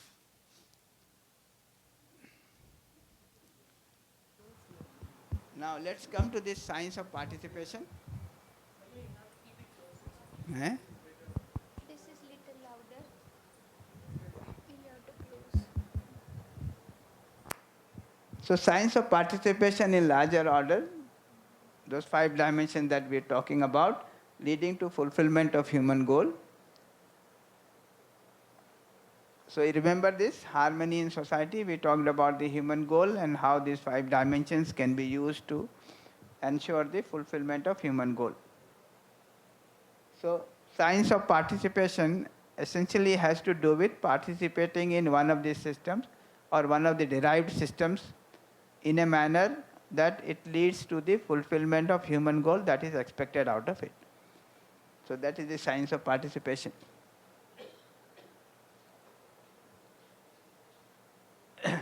Some of the details you can see.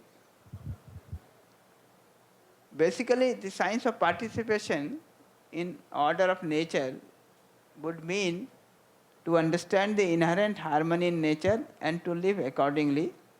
That is to facilitate a conducive environment for the activity of all orders, at least not violate it. To facilitate the innateness or harmony of all orders, or at least not violate it. To facilitate the inheritance of all order, or at least not violate it. So if you remember, when we were describing about these 4 orders, we talked about this detail about the activity, about the innocence, about the inheritance, right, of the different orders. So when with the nature,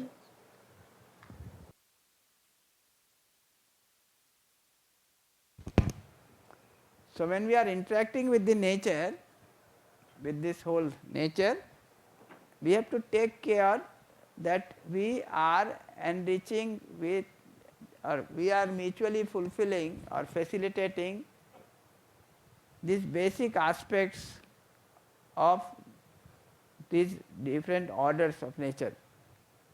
So we are facilitating the activity of these orders, we are facilitating the innateness and facilitating their inheritance, so that they continue to be the way they are, right. For example, when I am interacting with the physical order, I facilitate its existence by ensuring conducive environment and maintaining, ensuring its constitution. For example, constitution of earth. So when I am interacting with the earth, I don't disturb the constitution of the earth, right? And I don't, play with its existence, right? When I am interacting with the bio order, I am facilitating the growth by ensuring conducive environment and maintaining, ensuring its seed of the rice, for example, right? So all this I have to take care of when I am interacting with any unit in the nature, depending to any of this, belonging to any of these orders. So all these details we can see. When I am interacting with human being, facilitate the care of body by ensuring physical facility, environment for existence and growth of the body. Facilitate its will to live with continuous happiness by ensuring human education and sanskar, participating in developing, maintaining undivided society and universal human order. So like that I can work out the details of what is going to be my participation with each and every order.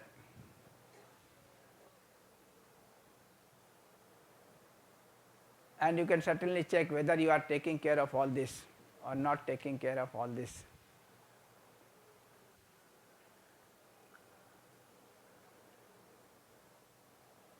So when I am interacting with human being, am I taking care of all this? Facilitating the care of body by ensuring physical facility, environment for existence and growth of the body, facilitating the will to live with continuous happiness by ensuring human education sanskar, and participating in developing and maintaining the undivided society and universal human order. All these are necessary for human being, right? Are we doing this? When we are interacting with the bio order, are we facilitating the growth of the plants and trees by ensuring conducive environment and by maintaining and ensuring its seed right? The right kind of seeds, are available,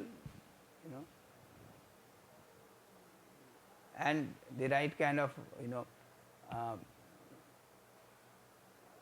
soil and water and all those things are available for it to grow.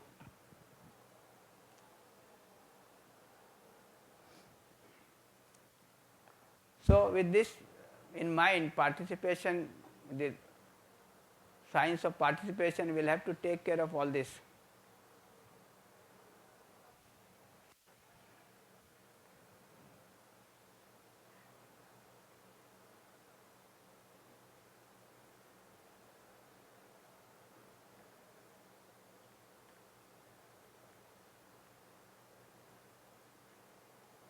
Lot of these details are available, but I am not going to go into the detail. But this part, is it clear? Let's see a question on this. Gee, I have a doubt. Like, Yeah. they were happening like artificial rain. They are producing, no, G.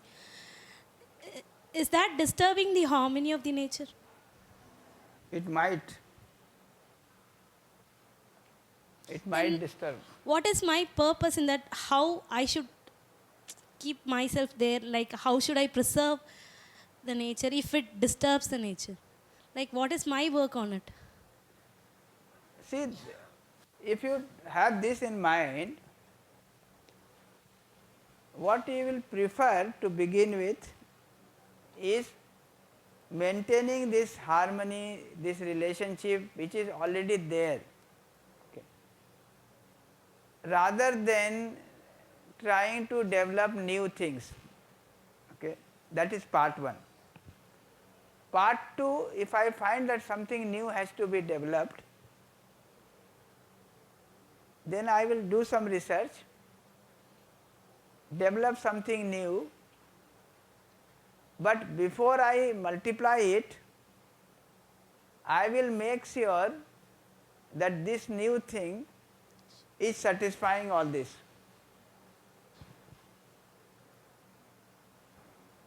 That testing has to be done before extending it to everyone. Okay. Because if I start extending and it has this multiplicative effect, then things will go into trouble. But Right? this is the natural law that everyone's supposed to follow. Like, but in the society, even in, say for example, normal law that we abide for the government rules and regulations, all the laws that were designed by the person who's having this kind of natural acceptance or this kind of right understanding, that how we'll ensure that? We will have to do something about it, because if we don't do it, what is happening? The water quality now is such that, that river water which was so, easily drinkable, now you can't even think of drinking it, right? Pious water it was supposed to be at one time, now you don't even like to touch that water, right? The air pollution has gone to the extent that you can't even breathe now. Okay. So you have to buy now oxygen cylinders, right? Purifier. Yeah. And this water, this, what is that? Distillery water, 20 rupees a liter. Just imagine, think of it. I mean, buying milk for 50 rupees you can understand, but buying water for 20 rupees a liter. Yeah. So we are making these things without being aware of what are the consequences. If we become aware of the consequences, then we'll try to, make sure that it all fits in before I multiply it. I may do the research, right? Come up with new, findings, but before you multiply those things, you have to place them, here for check. That quality check has to be done, isn't it? Thank you, Ji. Thank you. Yeah. According to the journal Nature, about 60% of the ecosystem is damaged. And according to other research, only 3% is remaining intact.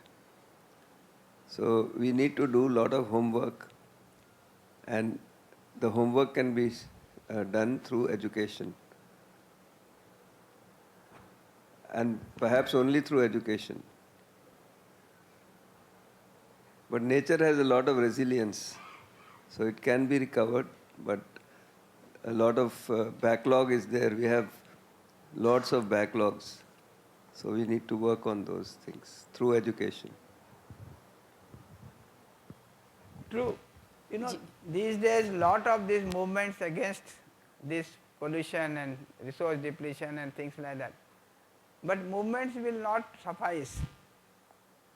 What we need to do is have the right kind of education, then have the right kind of lifestyle, okay, where we can ensure this. Otherwise, you are trying to oppose, but who is taking the responsibility for setting the things right? Where are those people? Those people have to be there who can take this responsibility, isn't it? Otherwise, people will keep shouting, you know, have lot of protest against, you know, resource depletion, about the pollution. And interesting things are happening, you know. In Bhutan now, and even this, you know, North Bengal, okay, all overlapping areas, they have banned using wood, okay, wood for making house. And they are saying, now what is the solution? They have to make house. So they are saying use iron, okay, because if you make house of the wood, then it is leading to depletion of the forest, okay. So don't use wood, use iron. What do you think? Is it a better solution?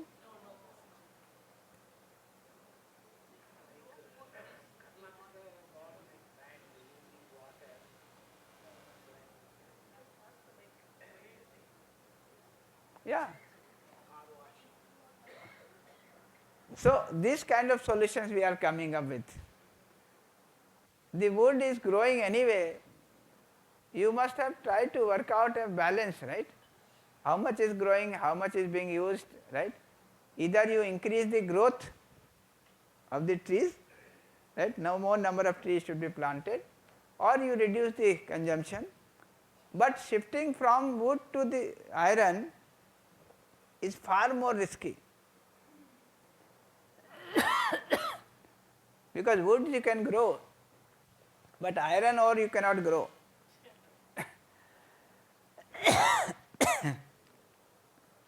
Isn't it? Give one. Kinds of participation. Lot of work for you to do, okay.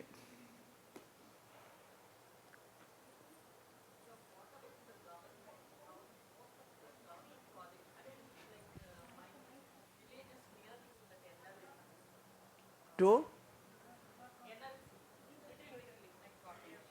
National NLC.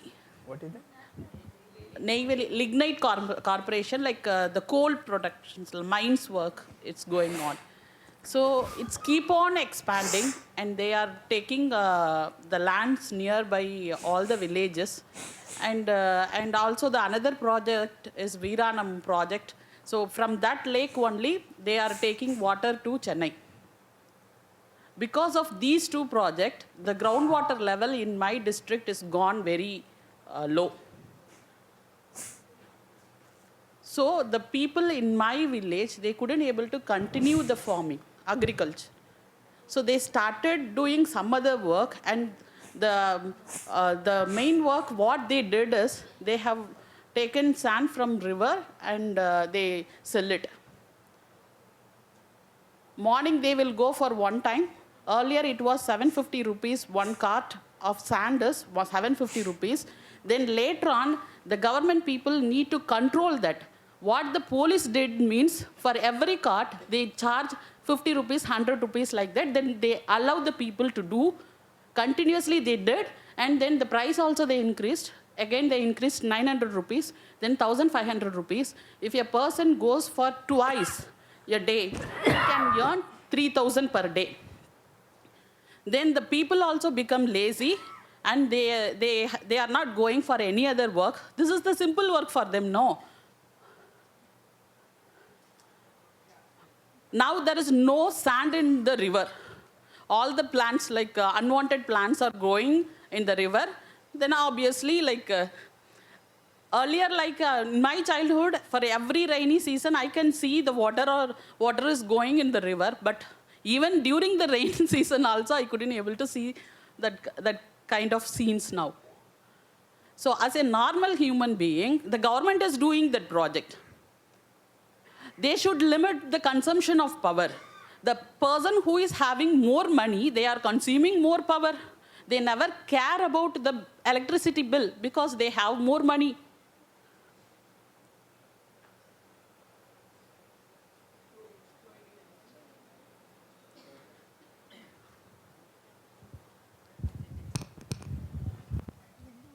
What you are saying is very correct. That the government is promoting such projects. The people who are influential in the society are also doing the same thing. But the problem is, how do you set them right? What we are saying is that if you set your education system in order, then who are these people in the government? They have gone through some process of education, right, where they have no idea of this, where they think that relationship is not important, people are not important, what is important is money, right. All these are not important for them. For them what is important is physical facility, what is important is the money, right. So they are willing to do any destruction, because they are people like us only, isn't it, gone through a system of education which we have today. If they have to have these considerations, they have to have the right education, you know. That is why we are saying time and again that ultimately, if we want a non-violent process of transformation, right, non-violent process of transition to a human society, the safest thing to do is the education and sanskar, the human education and sanskar. It may be time taking, right, but this seems to be a very effective way of doing it. And our feeling is that first we thought that it is going to take hundreds of years, but now we feel that if we go properly, okay, maybe 100 years is a good kind of period of time. And 100 years is not a very big period in a time of a civilization. So if you want to set some civilization in order, 100 years is not a very long period. And if you work with lot of effort, maybe it can be done even earlier, earlier than 100 years, yes. But then we need to work for it. First we need to work for ourselves, and then need to work with all around,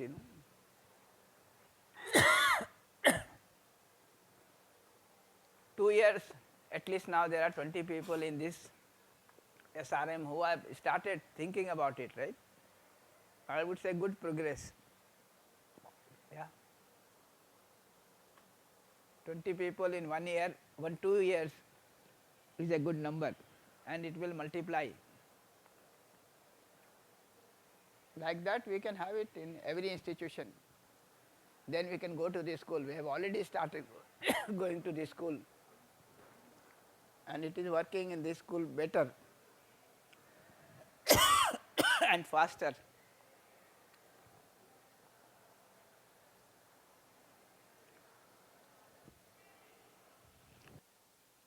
and we are trying to work for the solution. Now each one of you can start working for the solution.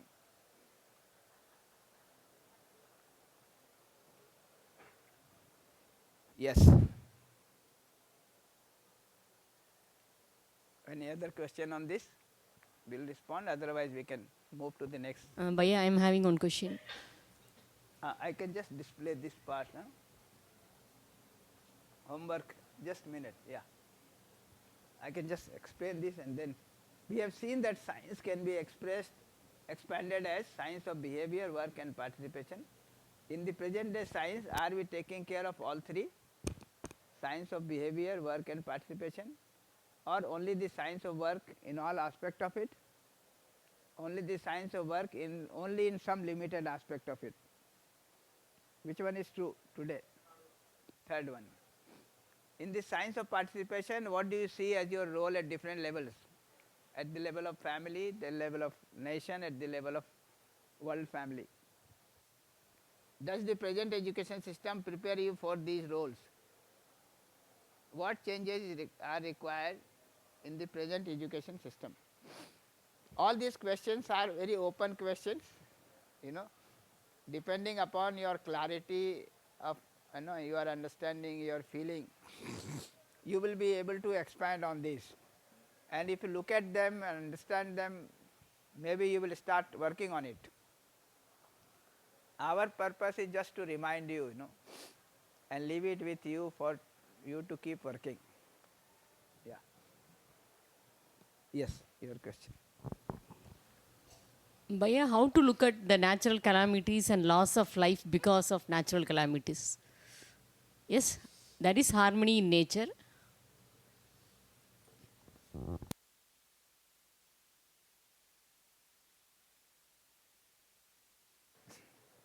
Our question is that how do we look at the natural calamities, right?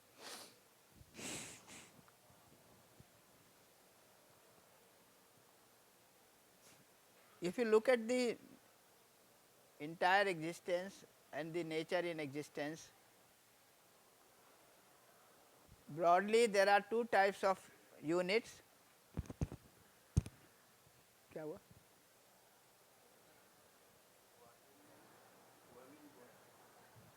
At the end.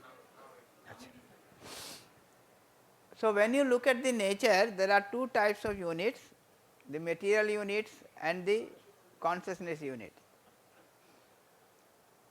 The material unit is of the nature of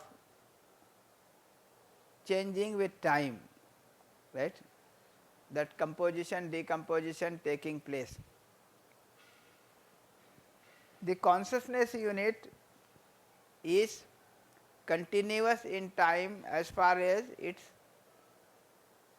constitution is concerned. So it continues to be there. If you look at the material unit, by way of this composition and decomposition, and by way of this bio order, taking birth, growing and then dying, lot of changes are taking place, right? And when these changes are taking place, they may be conducive for some of the material units, or they may not be conducive to some of these material units, right? Is that clear? This much is happening in nature. Okay. But overall, if you see, you find that there is a harmony maintained in each of these orders and among these orders. That is what is happening ultimately. But in the meantime, it might happen that some changes which are taking place may not be conducive to some units of nature. So such incidences, when we see from our perspective, taking place in the nature which are not conducive to our human order, we call it calamities. Okay, it's clear, this much, yeah. So how do we look at it? Okay. So if you look at this overall thing that is happening, okay, you will be able to understand that ultimately to ensure the development of the these four orders and development of the harmony among these four orders, these changes are taking place. Sometime it may be conducive to our body, sometime it may not be conducive to our body. There is no problem with the self, because self is anyway continuous, so that is very clear.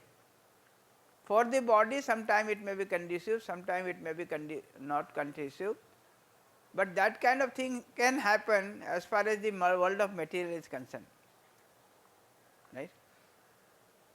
For example, this earth, okay. The earth was hot at one point of time and it is cooling down, okay. Now this kind of life, or the plants and trees and human body was possible only with a certain temperature of the earth. If it was hot, this was not possible. So this cooling of the earth is a phenomena which is favorable for supporting the plants and trees and animal body and human body, right.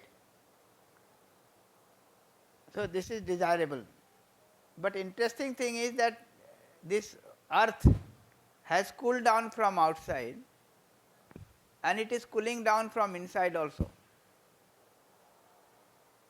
Now when it is cooling down from inside, the shape or the size is diminishing. Now what do you do? So lot of readjustment has to be done on the surface. Okay. Now that readjustment is taking place and there is all these earthquakes, right. Similarly, that heat thing coming out, okay, that is also another way of cooling it, Then a lot of volcanoes. Now all these phenomena, ultimately if you see, they are helping to develop the and favorable condition for all these four orders together. But in the process some of these happens, which seem to be not favorable. So if we can see it in the overall perspective, then we will not see them as calamities. We see them as calamities because we are seeing in a very narrow perspective. Then what do? Then we take care of it, we kind of try to understand it and plan how to get remain unaffected or minimize that effect, right, how to protect ourselves, all that has to be seen. But they will continue to take place because that kind of changes are taking place, which ultimately leading to in favor of the harmony of all these four orders. So that is about this natural calamities. Thank you. Okay. This remaining part 3.4 to 3.6 and then 3.7 to 3.9 talking about the behavior, work and participation and ultimately the undivided society, universal human order in human tradition. I am not going to talk any more details of it because they have been talked about in UHV 1, UHV 2 and now in UHV 3 in lot of details. I will just recall them, put them in place. So we have talked about 3.1 right understanding, then wisdom, then science 3.3. Now we want to talk about behavior, work, participation and so on. So this behavior we have already talked about. We have already discussed about these 3.1, 5, 6, 3.4, 5, 6 that is behavior, work and participation in UHV 2 and also in the last sessions on science of behavior, work and participation. We have just talked about this again now, but we have talked about them in detail in UHV 2. However, we will recall these with some discussion on change of the emphasis that we have in mind in UHV 1 and now. What we mean by change of emphasis is that when we are talking about these in UHV 1, we started from individual human being and slowly expanded to family, society, nature and finally existence. But when we have the realization of coexistence and from there we are looking at these, we have to start from existence and from there come down to nature, society, family and lastly the individual. So, before we were going from individual to the existence, now we are coming down from existence to the individual. So, if you look at the individual, this is the kind of progress that has to take place, right. This you are all aware of, right. Yes. Presently we are mainly focusing on selecting and testing, then we focus on the imagination. Slowly we have to awaken ourselves to contemplation, understanding and realization, and when we are there, then we have to come down from there, right. All those details we have been seeing.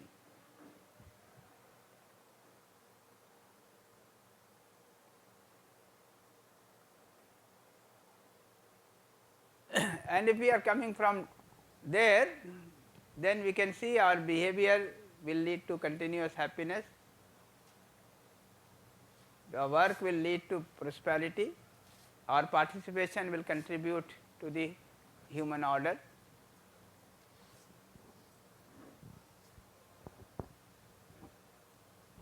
So, in the light of that, the behavior would mean recognition of human-human relationship, its fulfillment and evaluation leading to mutual happiness, leading to justice, starting from family to world family and ultimately leading to undivided society. So, this is the definition of behavior that we have been talking about right from the beginning.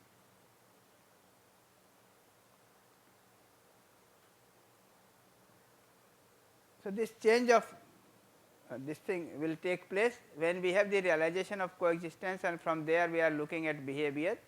We will see the behavior is in the context of undivided society, that is the world family, and from there we will come down to society and finally the family.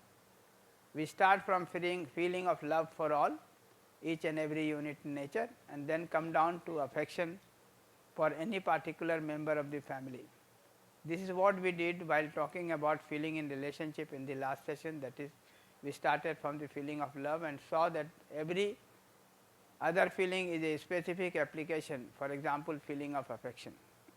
So, we will see the relationship and feelings in the context of undivided society, and this makes all the difference, because now when I am seeing relationship with one individual, it cannot violate relationship with any other individual, whereas this can happen when we are starting from individual. This we can see in our day-to-day behavior. This is interesting. If you have seen the existence as coexistence, you have seen the nature in harmony, and you have seen that you are related to every unit in existence, then now your behavior, okay, would be such that even if you are behaving with an individual in a mutually fulfilling manner, right, it will make sure that you are not violating your relationship or feeling with other individual, right. When you start from individual and go to family and then higher and higher level, it is likely that when you are behaving properly with your family member, you might misbehave with other people, right. That possibility was there, but now this possibility will not be there, right. That your proper behavior with your family member would not lead to violation of this human behavior with anybody else. At least you have all that in mind, right.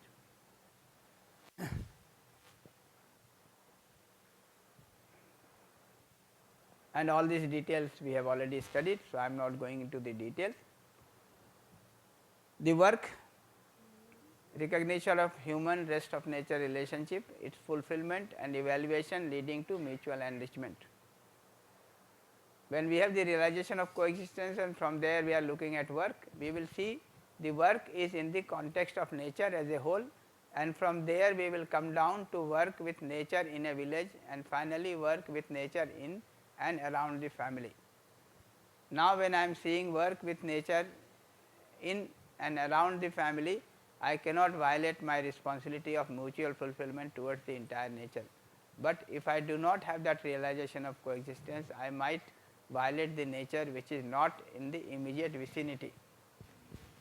So all these government people who are doing the planning, right, they do not have this clarity. That is why they are planning things which are giving solution to some place, right, like city, and creating problem for so many others, right.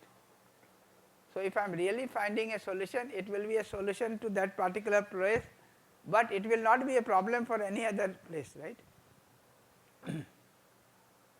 Isn't it? I mean, interesting things. Even while you are planning or designing how to dispose of your,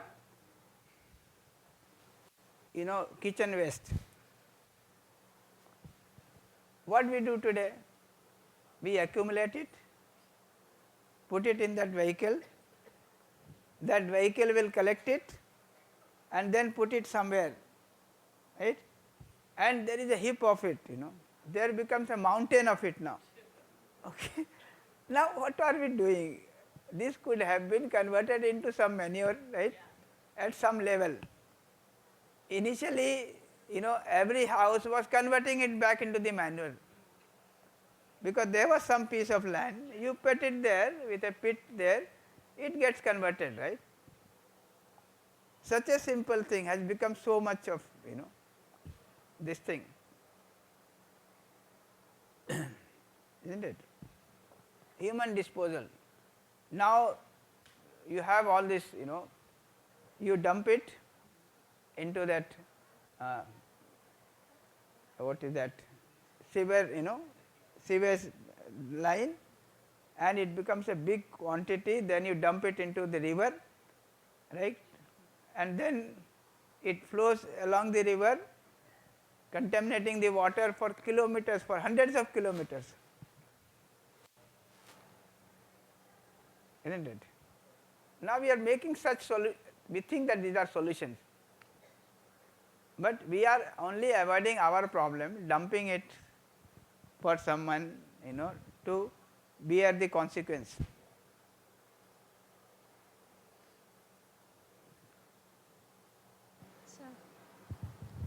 Sir, I think nobody sees rainwater as a waste these days. Actually, rainwater is a waste, and whoever who constructs a new house, entire water in that area will be directed to road only. So, and this only causes waterlogging, and finally, actually, we are wasting that water.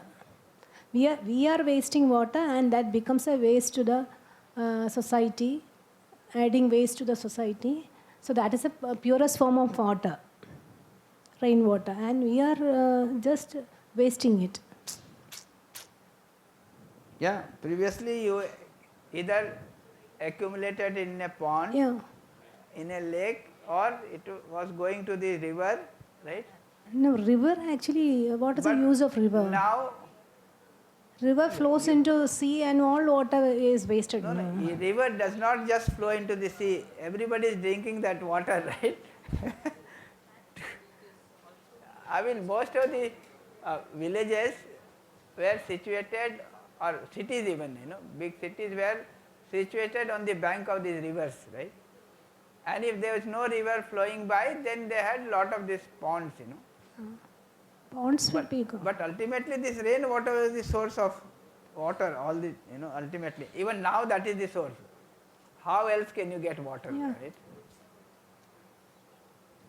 But all this we don't see, as resource, as something to be taken care of. Okay.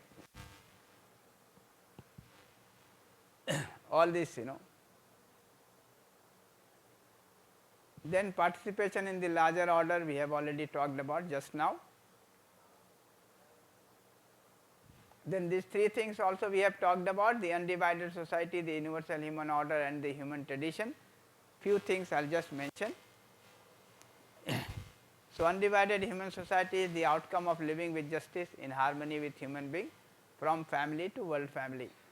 So at the level of world family, we are able to see the relationship with everyone, and we are able to live in relationship with everyone. At least in terms of feeling that is there, whoever is around, I am living with that feeling of relationship, right.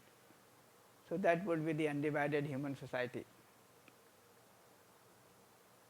All this will be ensured. The universal human order with 5 dimensions, ensuring human goal, outcome of living in harmony in nature, in harmony with human being as well as with the rest of nature, from family order to world family order. All these details are you already acquainted with. Then ultimately this human tradition in which human goal is fulfilled generation after generation.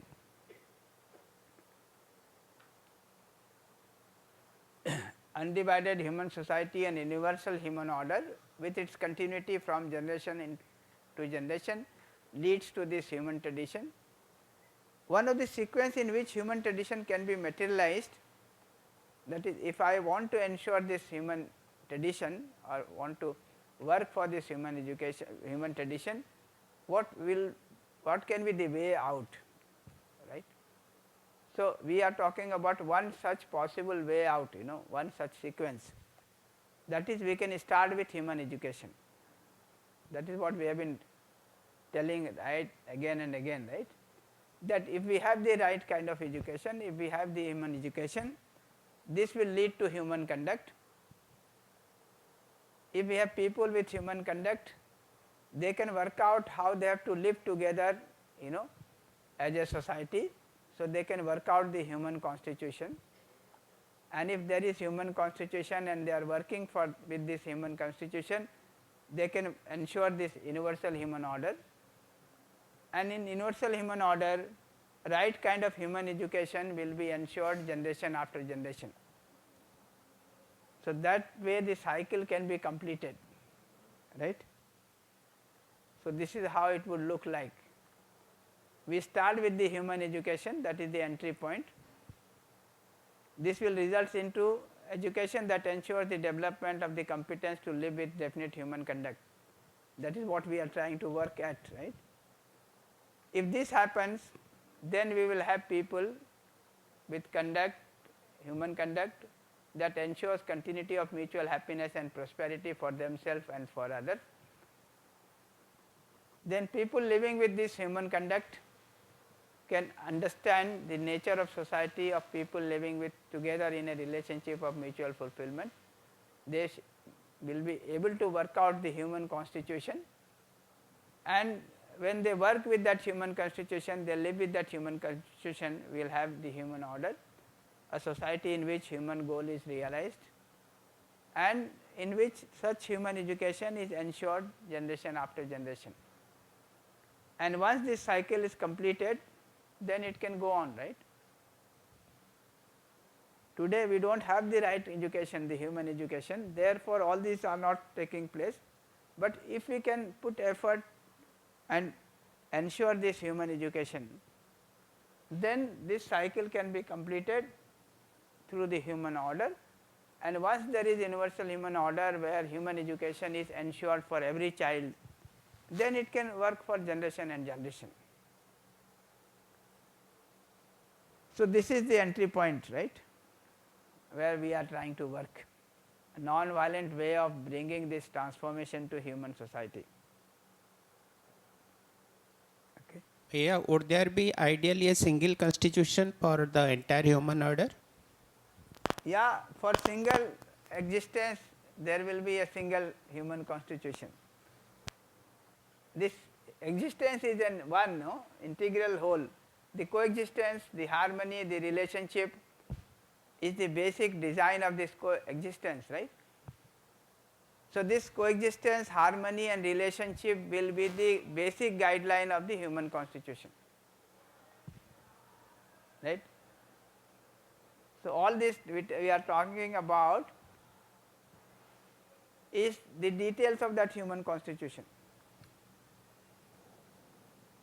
And all that we are talking about, is it going to be same for all of us or different for all of us?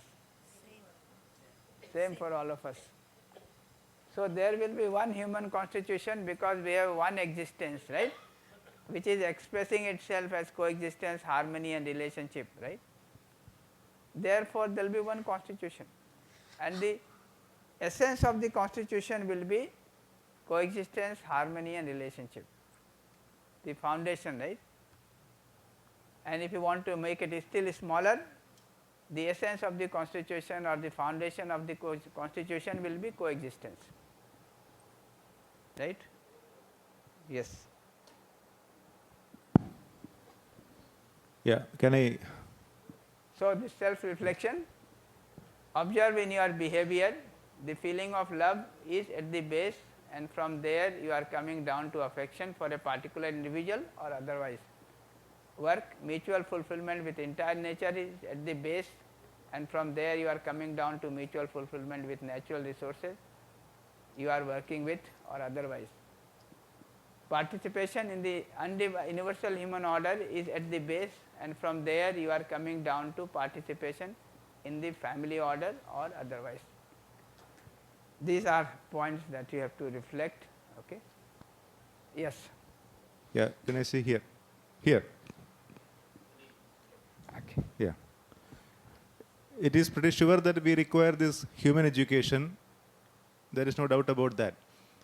And we have been telling regarding this also that the education system has been tampered drastically, and we are now enslaved to this kind of an education which is happening right now.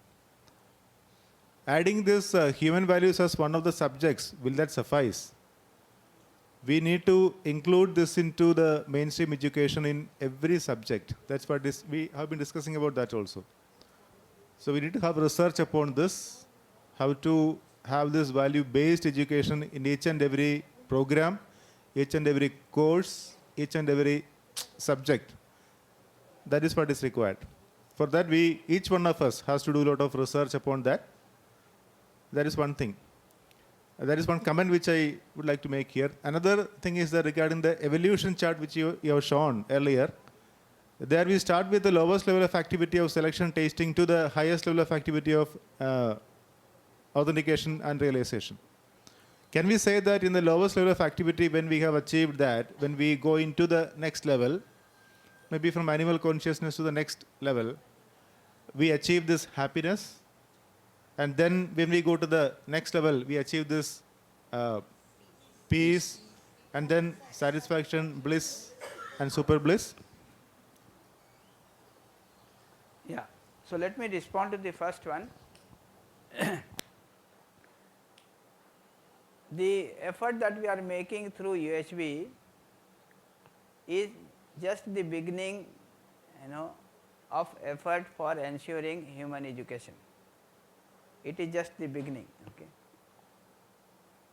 But we feel that it can make a good beginning.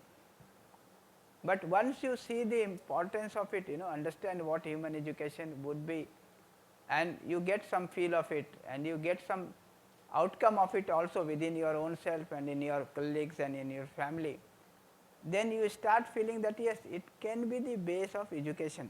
Okay.